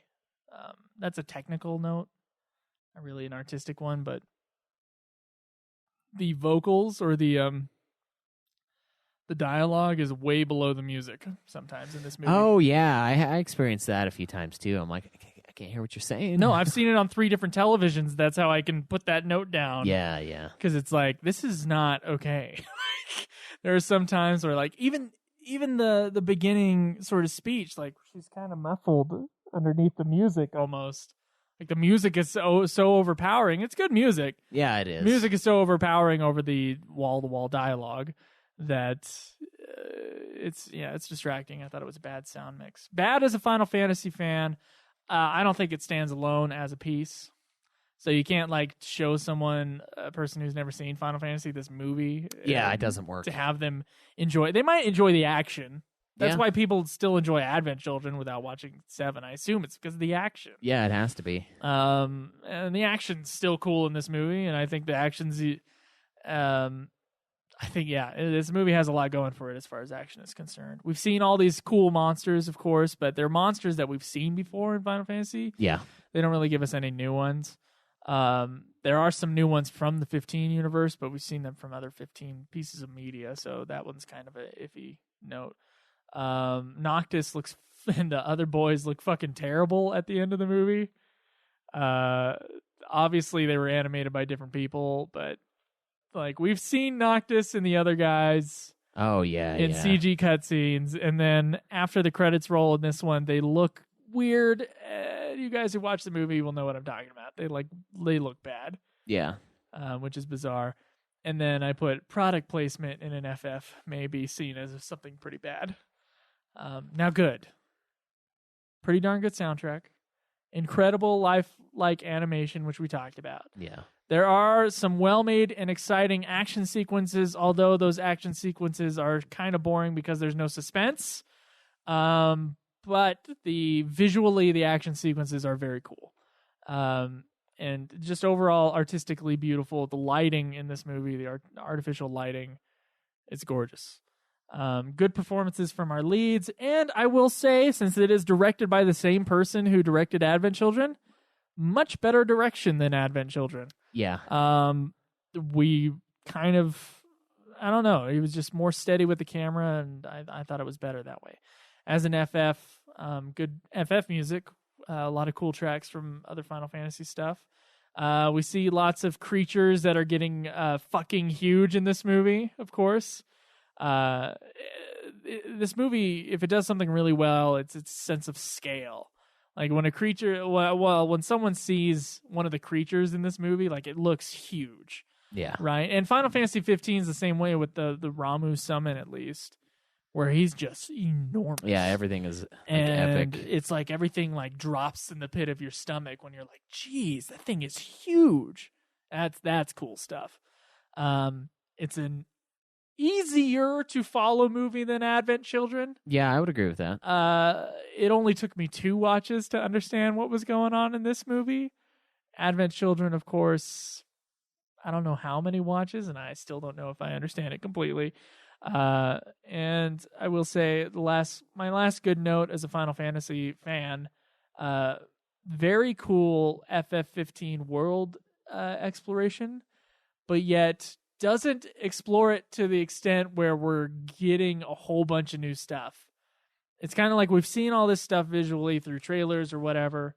We've seen these cities before, but we are learning more about the world, and it is exciting to see more of the world, like to see those giant creatures battle and stuff like that. Yeah. Like, I thought the only things that were going to be giant in 15 were going to be the summons, but it looks like there might be some other sort of big things that we can fight as well. Yeah, It's like a kaiju movie sort of a thing. yeah. It's cool. Yeah, I think it definitely fulfills its initial purpose of the multimedia rollout of Final Fantasy 15. I feel like it does well with that because it's meant to attract people who are going to be semi-interested and or invested in the series or this world. And while we understand the movie to a certain extent, obviously there's probably some stuff that we fucked up on, I'm sure. But we get it because we've been following 15. We played the demos. We know a little bit about the universe. So yeah, as a fan, I think it's good. I think it's worth your time. Go out and enjoy it. As a moviegoer, I don't know. I gave it a worse rating than Spirits Within. I didn't realize that, but I did. I think, I'll tell you something. I think Spirits Within, I think it's not a great movie, but I think it's a fun movie and decent movie. Yeah. And it's not really Final Fantasy like this one is, but okay. That's where I'm gonna get at. As a movie, Spirits Within, still by far the best one. I think you can show Spirits Within to someone who has never played a Final Fantasy game as a movie in itself, and they'll go, it was all right. That's what they'll do at the end of Spirits Within. Yeah, you think so? Yeah, and I mean, for the most part. And Advent Children, though, they'll be like, I have no idea what the fuck happened, but the action was cool. In this movie, once again, I have no idea what the fuck happened, but the action was cool. Yeah. There's actually like character development, and there's a good structure with Spirits Within. I mean, it's kind of a lukewarm movie, but it's good. Like, it's decent. It's well crafted. Because it's a Hollywood movie that they worked. It was Columbia or Paramount or someone, and they were working with Square Enix. Yeah. So there's a different quality there. Well, it was still SquareSoft also. Oh yeah, SquareSoft. You're right. Yeah. But there's movie makers making a Final Fantasy movie, and then there's game makers, and then there's the game makers making a Final Fantasy movie. Yeah. And there's two different things. Now, one person will make the better movie, and that is the movie makers making the Final Fantasy movie. Now, the other person or the other team will make the better Final Fantasy piece of media. Yeah. So the something that's for the fans, it's going to be more satisfying on that end. Yeah, and I would totally agree with that on Yeah.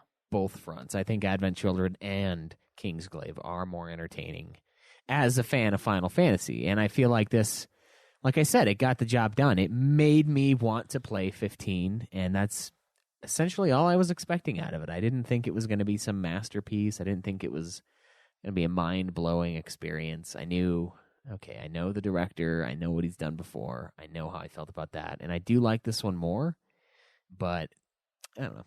I think overall it's, like I said, it's good. It's fun, I guess. So I got two different rankings for you. All right. As a movie, and then as a Final Fantasy fan. Okay. Okay. What are your rankings as a movie for all three Final Fantasy movies? 4. Well, all 4 counting FF5? Yeah. Legend of the Crystal. As a movie, I honestly don't remember what our old ranking was, but, I don't know either. As a movie, I'm going to put this one. All right, we're going to go not Advent Children. First place is going to be Spirits Within. Okay. And then probably the 5 movie. And then this movie. And then Advent Children. As a Complete. movie, that's where you're putting them? Yeah. Okay. Yeah. All right. As a movie for me, I would do the same. I would put Spirits Within on the top, followed by the Final Fantasy V Legend of the Crystal movie. Right. And then I would actually put Advent Children. Not Advent Children Complete, but regular Advent Children, and then this movie. Okay. I think Advent Children has better structure than this movie does. All right. And better character development. And everything in that sort of story department, although Advent Children is still weak in that department, I think it's stronger than this movie. That's fair. Okay. What about as a Final Fantasy fan? As a Final Fantasy fan, I'm going to go ahead and put this one as number 1. Okay. I think this one is the most satisfying as a Final Fantasy fan, followed by Advent Children, followed by Spirits Within, and then Final Fantasy Legend of the Crystals as the bottom for Final Fantasy fandom, because that almost has no... It doesn't work. Like, as a sequel to Final Fantasy V, it's bizarre. Yeah. Yeah. All right. As an FF fan, Although, as a piece of entertainment, I think it's all fun. right. Yeah, it's all right. As an FF fan, I'm gonna put this movie at number 1. Oh, okay. I think it's better than the others. Okay. As far as what I get out of it and how it advances the story, it doesn't destroy something that I loved from before. It builds something up to where you'll then experience it. So it's a little different in its structure. I think I'm still going to put Spirits Within as number 2. And now my reasoning for this is Complete Edition is the edition of Advent Children. That Square Enix has come out and said that is the canonized version. And that shit. Because of that, I don't like that movie. I don't like Advent Children Complete. the extra scenes in that's it. as bad as this movie is. Yeah, I don't know. I'm not really into it. So I'm going to put that one at number 3. No, you know what? I'm going to put the 5 movie above it. Advent Children Complete's the worst one. You know why? Okay. You know why? All right. Because I love the ending of Final Fantasy VII, and I feel like Advent Children takes a nice steaming shit on it. I don't like what they did with Cloud. I don't like the changes they made. I don't like him being suddenly emo out of nowhere, and it just bugs me. I don't think it should have ever been, and I don't think his character was moving in that direction. So as a fan, it insults me almost as much as it does as a movie. As a moviegoer, at the very least, the complete edition. The regular edition still does the stuff with Cloud where it just ruins what I felt the ending of 7 meant. And, yeah, and I guess Enix didn't quite, I don't know. I mean, I know Nomura was involved with Advent Children. He was one of the directors. He co-directed along with Takeshi Nozue, but I don't know. And Nomura, of course, had a lot to do with Final Fantasy VII. So maybe it was supposed to go in that direction, but I don't feel as a consumer that it should have, and it bugs me. So, what did our listeners think? Stick that. Yeah, guys, let us know what you think. With your rankings, we're going to put Kingsglaive, but we do know what people thought of Kingsglaive up front. So we asked last week, and by last week I really mean about a month ago, what you guys thought of Kingsglaive as a whole. Stola says, I've had a bit of time to reflect on how I really feel about Kingsglaive. I ask myself, would you watch it again? The answer, no, never again. Ever. This movie actually pisses me off. So I made a thread earlier to vent my initial frustration. I'll reiterate it and expand on it here. Positive note, the CG is absolutely stunning. I think they did an amazing job balancing on the edge of realistic CG without falling into the uncanny valley. The only exception is Luna as a child. That 3D model is the stuff of nightmares. One issue tech-wise. When the characters spoke, there was an overcompensation when the skin on the jawline moved, which made it look awkward at times. Okay, my notes are not that nitpicky, are they? No. All right. I don't think so. An example of what I'm talking about when Arden speaks in the beginning. As for the story, I understand why it holds a tender score of 7% on Rotten Tomatoes. My major qualms. So first, the Kingsglaive, a group of people made up of refugees from outside Insomnia. Their homes/villages/towns were destroyed because they were on the border of Niflheim and Lucius.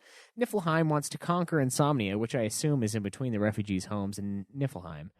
I wouldn't know. Why, you ask? Because they never show a goddamn map of anything, so you have no idea where the fuck anything is in relation to anything else. They're just throwing out goddamn names willy-nilly. Yeah, that's why I had to watch the movie fucking twice. For all we know, if the game didn't exist, the total size of the land that they're bickering over could be the size of fucking Rhode Island. If they did... I think it might actually be about the size of Rhode Island. If they did, my eyes might have been glazed over trying to get through the film. Anyway, Insomnia, I assume, took in all refugees from these areas. This, of course, isn't discussed in detail either. And in gratitude, the refugees became the Kingsglaive and risked their lives to defend Insomnia's magic wall from the hordes of monsters and mech that Niflheim is using.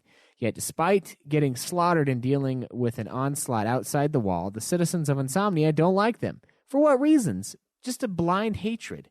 But in the end, a group of the Kingsglaive betray Insomnia because despite that Niflheim is the sole reason that they were displaced, losing their loved ones, and having to defend the wall, Niflheim cuts them a deal. If you just let us conquer this land, the war will be over. That doesn't make any sense.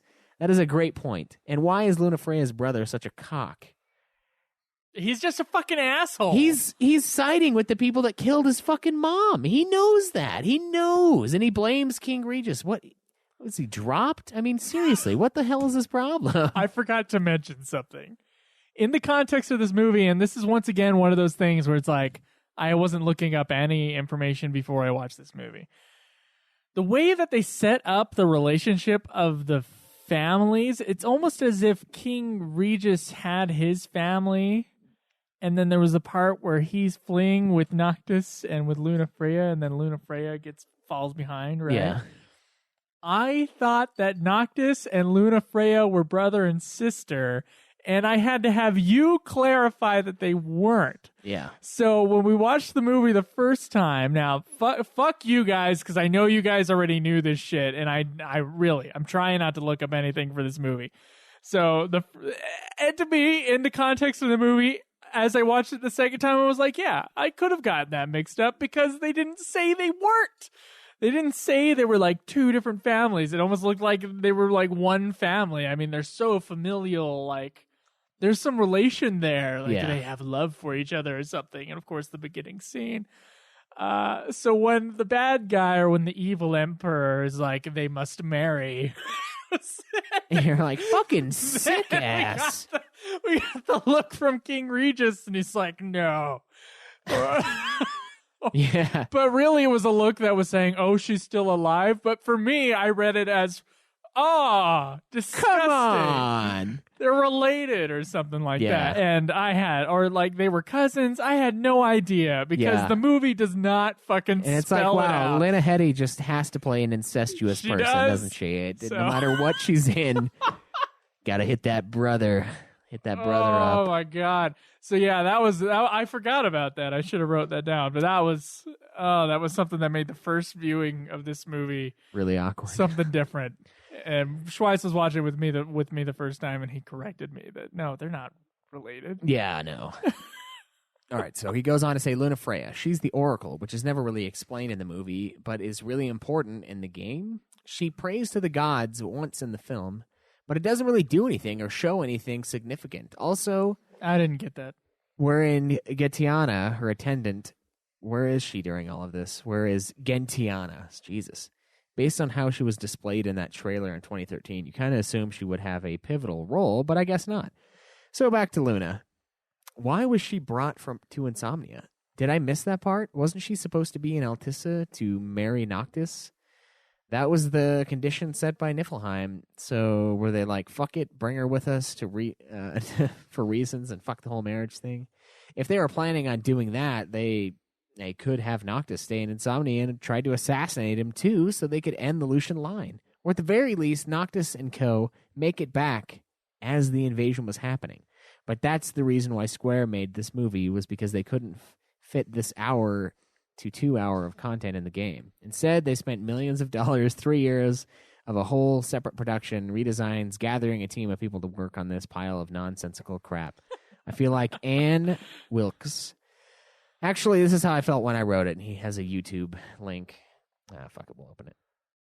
Last week? Have you all got... This isn't what happened last week. Have you all got amnesia? They just cheated us. This isn't fair. He didn't get out of the cock-a-doodie car. Is that from Misery? Yeah. Okay.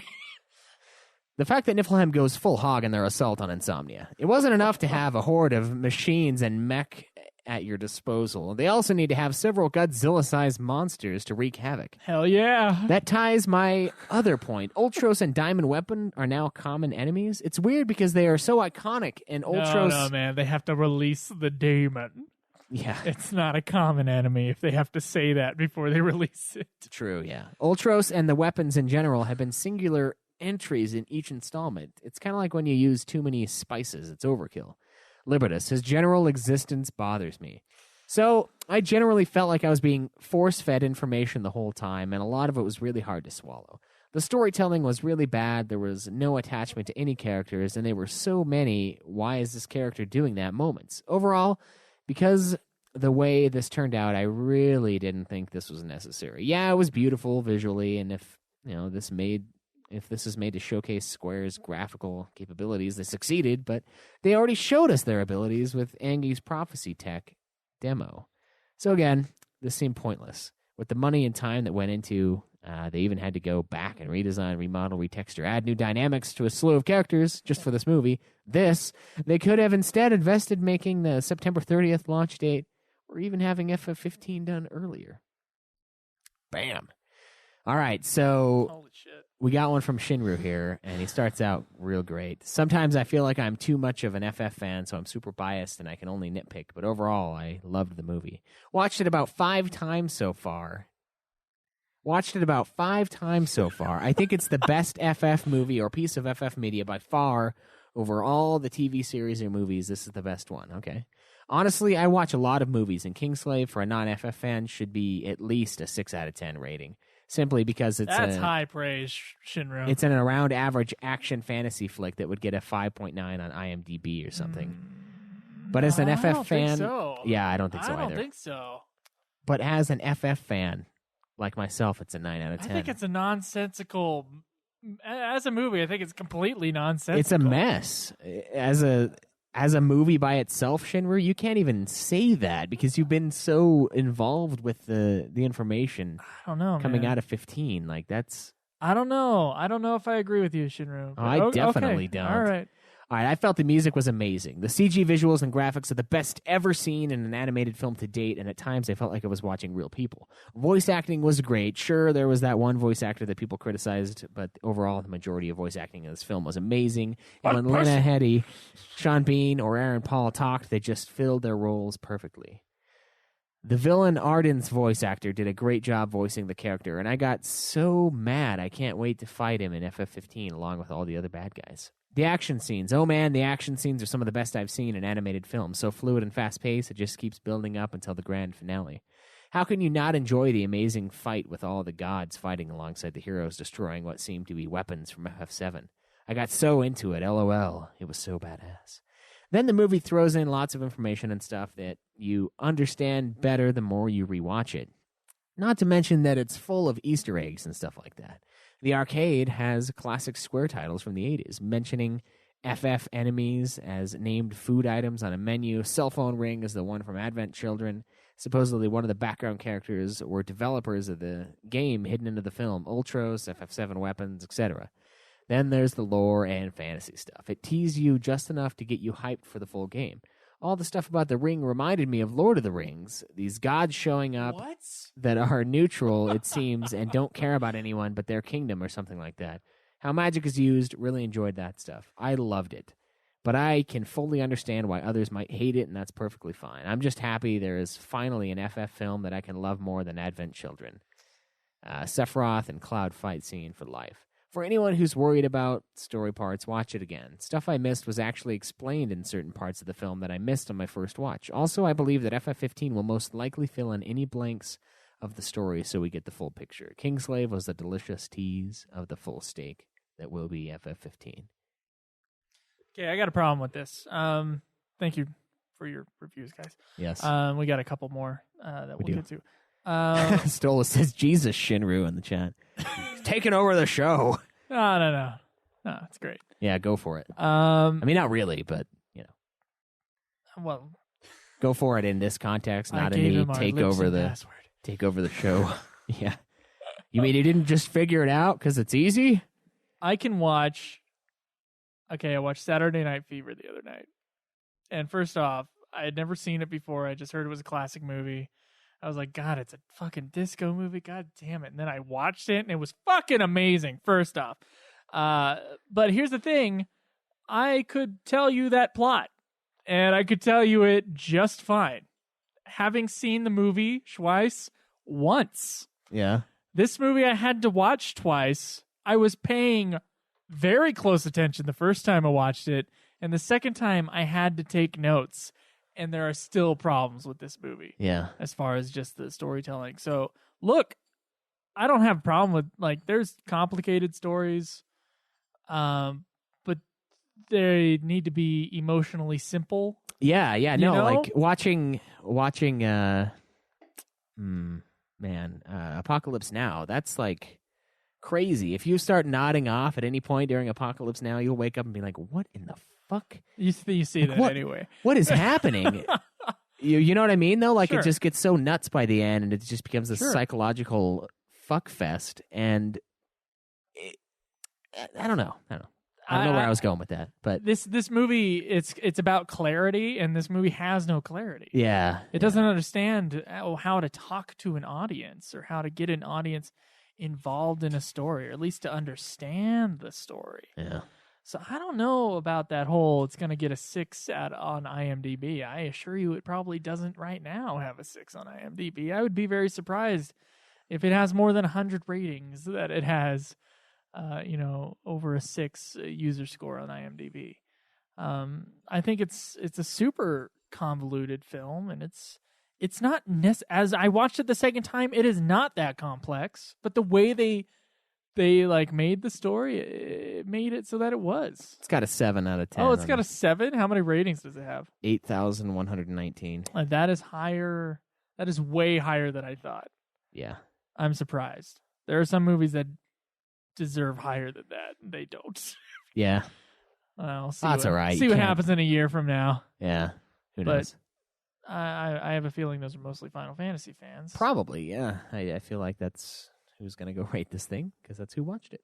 Yeah, I don't know. Well, maybe we should do an experiment where Rotten Tomatoes apparently wasn't enough. Maybe we should do an experiment where we get people who have no idea what the fuck Final Fantasy is and like make them watch this movie and be like, what was this movie about? Yeah. Maybe. That would And be see fun. if they could, answer that. That would be interesting to see what happens. Yeah. Yeah, it's... I have my doubts. It's confusing the whole way, much as, kicking on a movie halfway through would be. And that's just kind of how it felt. So, Got any other points you want to tear Shinru Nope, apart go ahead. with? All right, so I'm we not have... tearing Shinru apart. We have Knox Knight 88. He says, I don't have time to post a lengthy review of this movie, but suffice it to say that I mostly agree with Shinru. There's no denying that the CG and action were fantastic. I thought the characters were interesting, especially Nyx, Regis, and Arden. I thought the music fit the movie well, though none of the pieces were particularly memorable. To him, it's no different than a summer action movie. I was entertained, which to me is enough in this case. It also whets my appetite for the game. I can understand, however, why the average moviegoer would have problems with this movie. I do think that you need to have some familiarity with FF15 to understand what's going on. There's also a ton of FF fan service that would fly over the heads of the outsiders. Even still, there are far worse movies with weaker plots that have a better score on Rotten Tomatoes. 13% of Rotten Tomatoes is far too low for this movie. All right, not going to explain Rotten Tomatoes again on the show. All right, so Strike Knight says, for the average moviegoer, it's definitely a 3 out of 10. It relies heavily on knowing Final Fantasy XV. It moves around very quickly, trying to do action and cramming a lot in. If they made the movie 3 hours, they would probably have a higher score and slower moving around. But my score as a gamer and FF fan, it's around 8.2. Has very human-like CGI, helped a lot understand what happens before we play as Noctis. The destruction on screen was crazy. There was a lot of good and bad, but the movie was meant more for fans, even if they say they wanted everyone to see it. True, you're right. Yeah, it doesn't matter what they say. All right, no, we did ask about questions. It was like a while ago. You said something about being pissed off about the release of this movie. Yeah, so Let's talk about that before we get into questions. here's Wrap it up. how the release goes. We pre-ordered 15, right? Yeah. Theoretically, we didn't actually yet, but I have. Okay, I have not. And we're going to get a copy of Kingsglaive with our special edition of the game, right? Yeah. Okay. And Kingsglaive suddenly was available for streaming. First off, very limited theater release. Stressful, but whatever. I understand. It's probably not going to make much money, so they need to not, a lot of theaters aren't going to take it. We didn't get to see it there.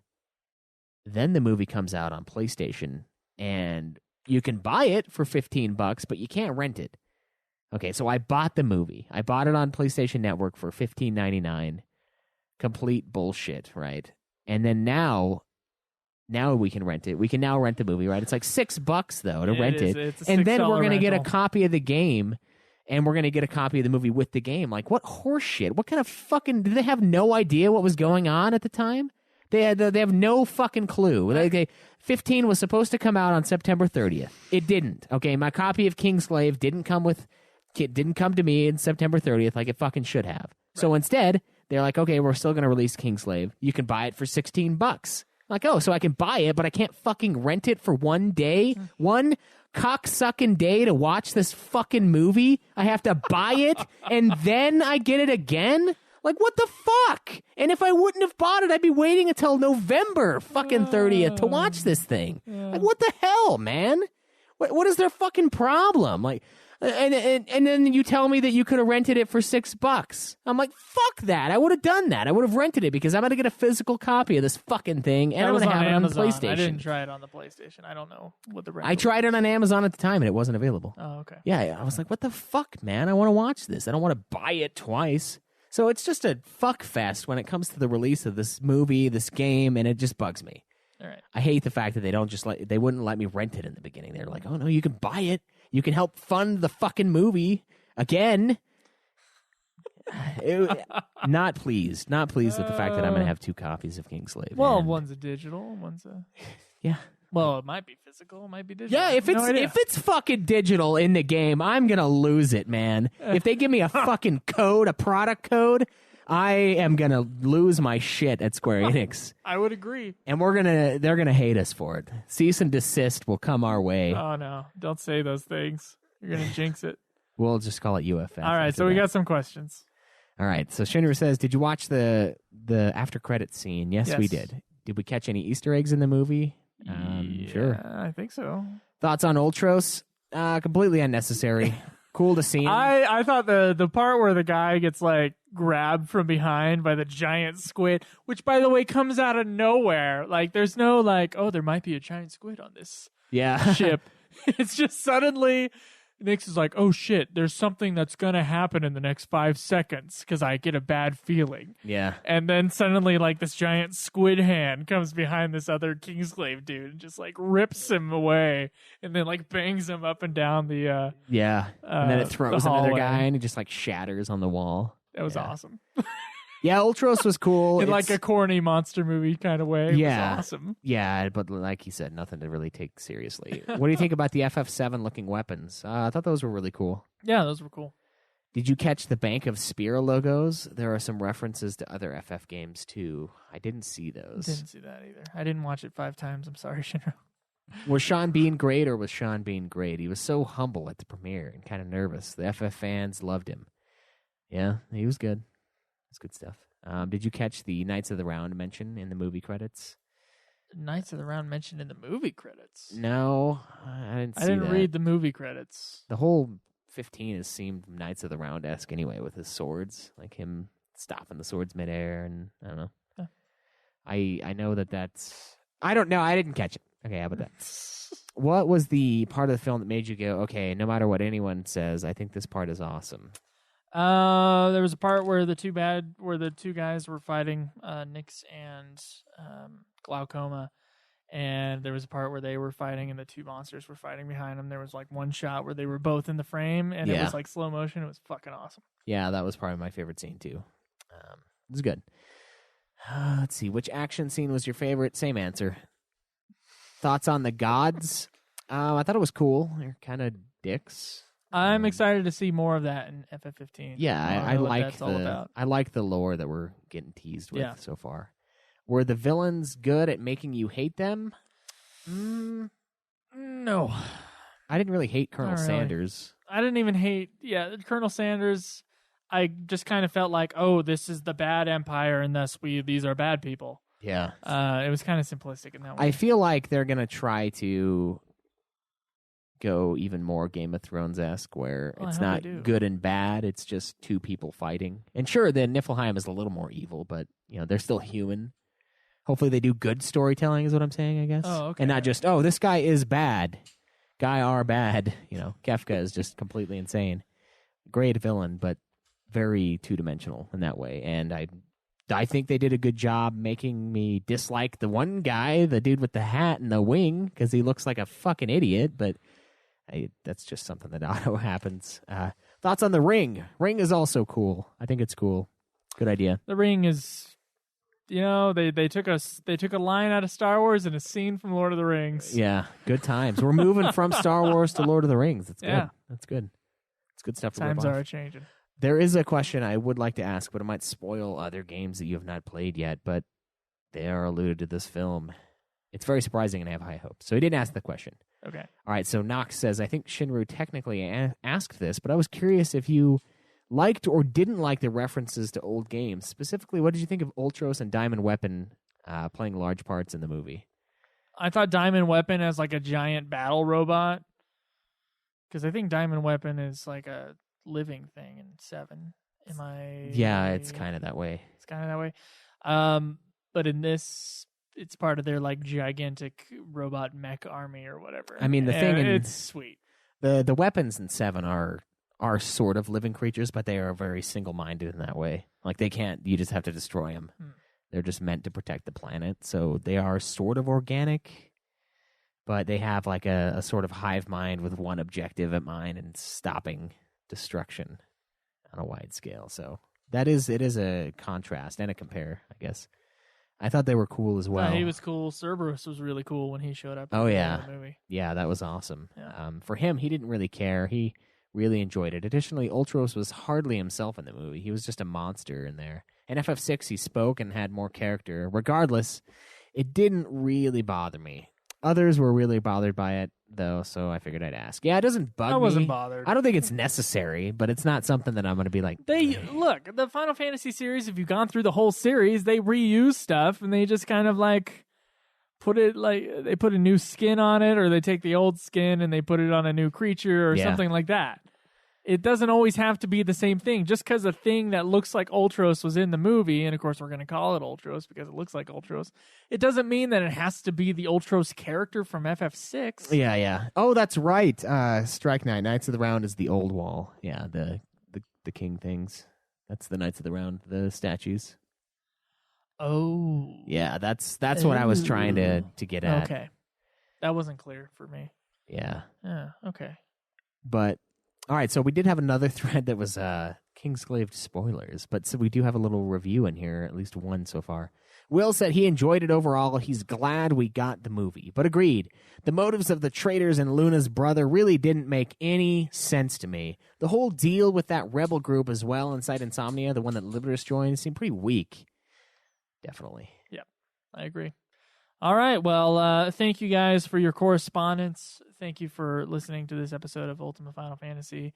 Now, I know it may seem like a bummer because we nitpicked this movie to death, but there's a lot of good things about this movie, and there's a lot of bad, but I do think as a Final Fantasy fan, I think you'll enjoy it. You know, if you got it with 15 and you haven't watched it yet, just wait till it comes with your copy. Don't buy 2 copies like Schweiss did. Yeah. Things I do for the show. Right?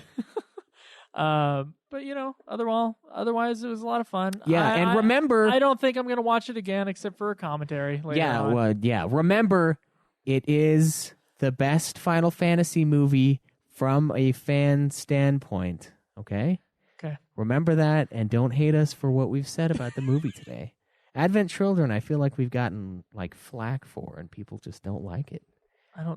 But it was the complete, and thankfully no one has that one. It's always the regular Advent Children that everyone has. So we use that caveat. But you know, the only time we've ever reviewed Advent Children was Wasted, and I don't remember most of it. It's on Patreon. It is. That's right. You can go to patreon.com and support us there if you want. $1 a month gives you the episodes as soon as we're done mixing them, and you get access to that special Advent Children commentary. Yeah, we're going to do more commentaries in the future that are Patreon exclusive for a time being. I will not be intoxicated. No, I will, though. Okay. You can go to youtube.com/Ultima Final Fantasy. Check us out there. You can go to facebook.com/Ultima Final Fantasy and talk to us on there. Check out the stream, twitch.tv/Ultima Final Fantasy. You can watch us stream the episodes live and gameplay, although I won't be doing 12 Revenant Wings because I have to send my DS to like some third-party company to mod it to get it done, and I'm like, no. Oh my god, are you serious? Yes, the Tener Zom chick that I sometimes see on Twitch.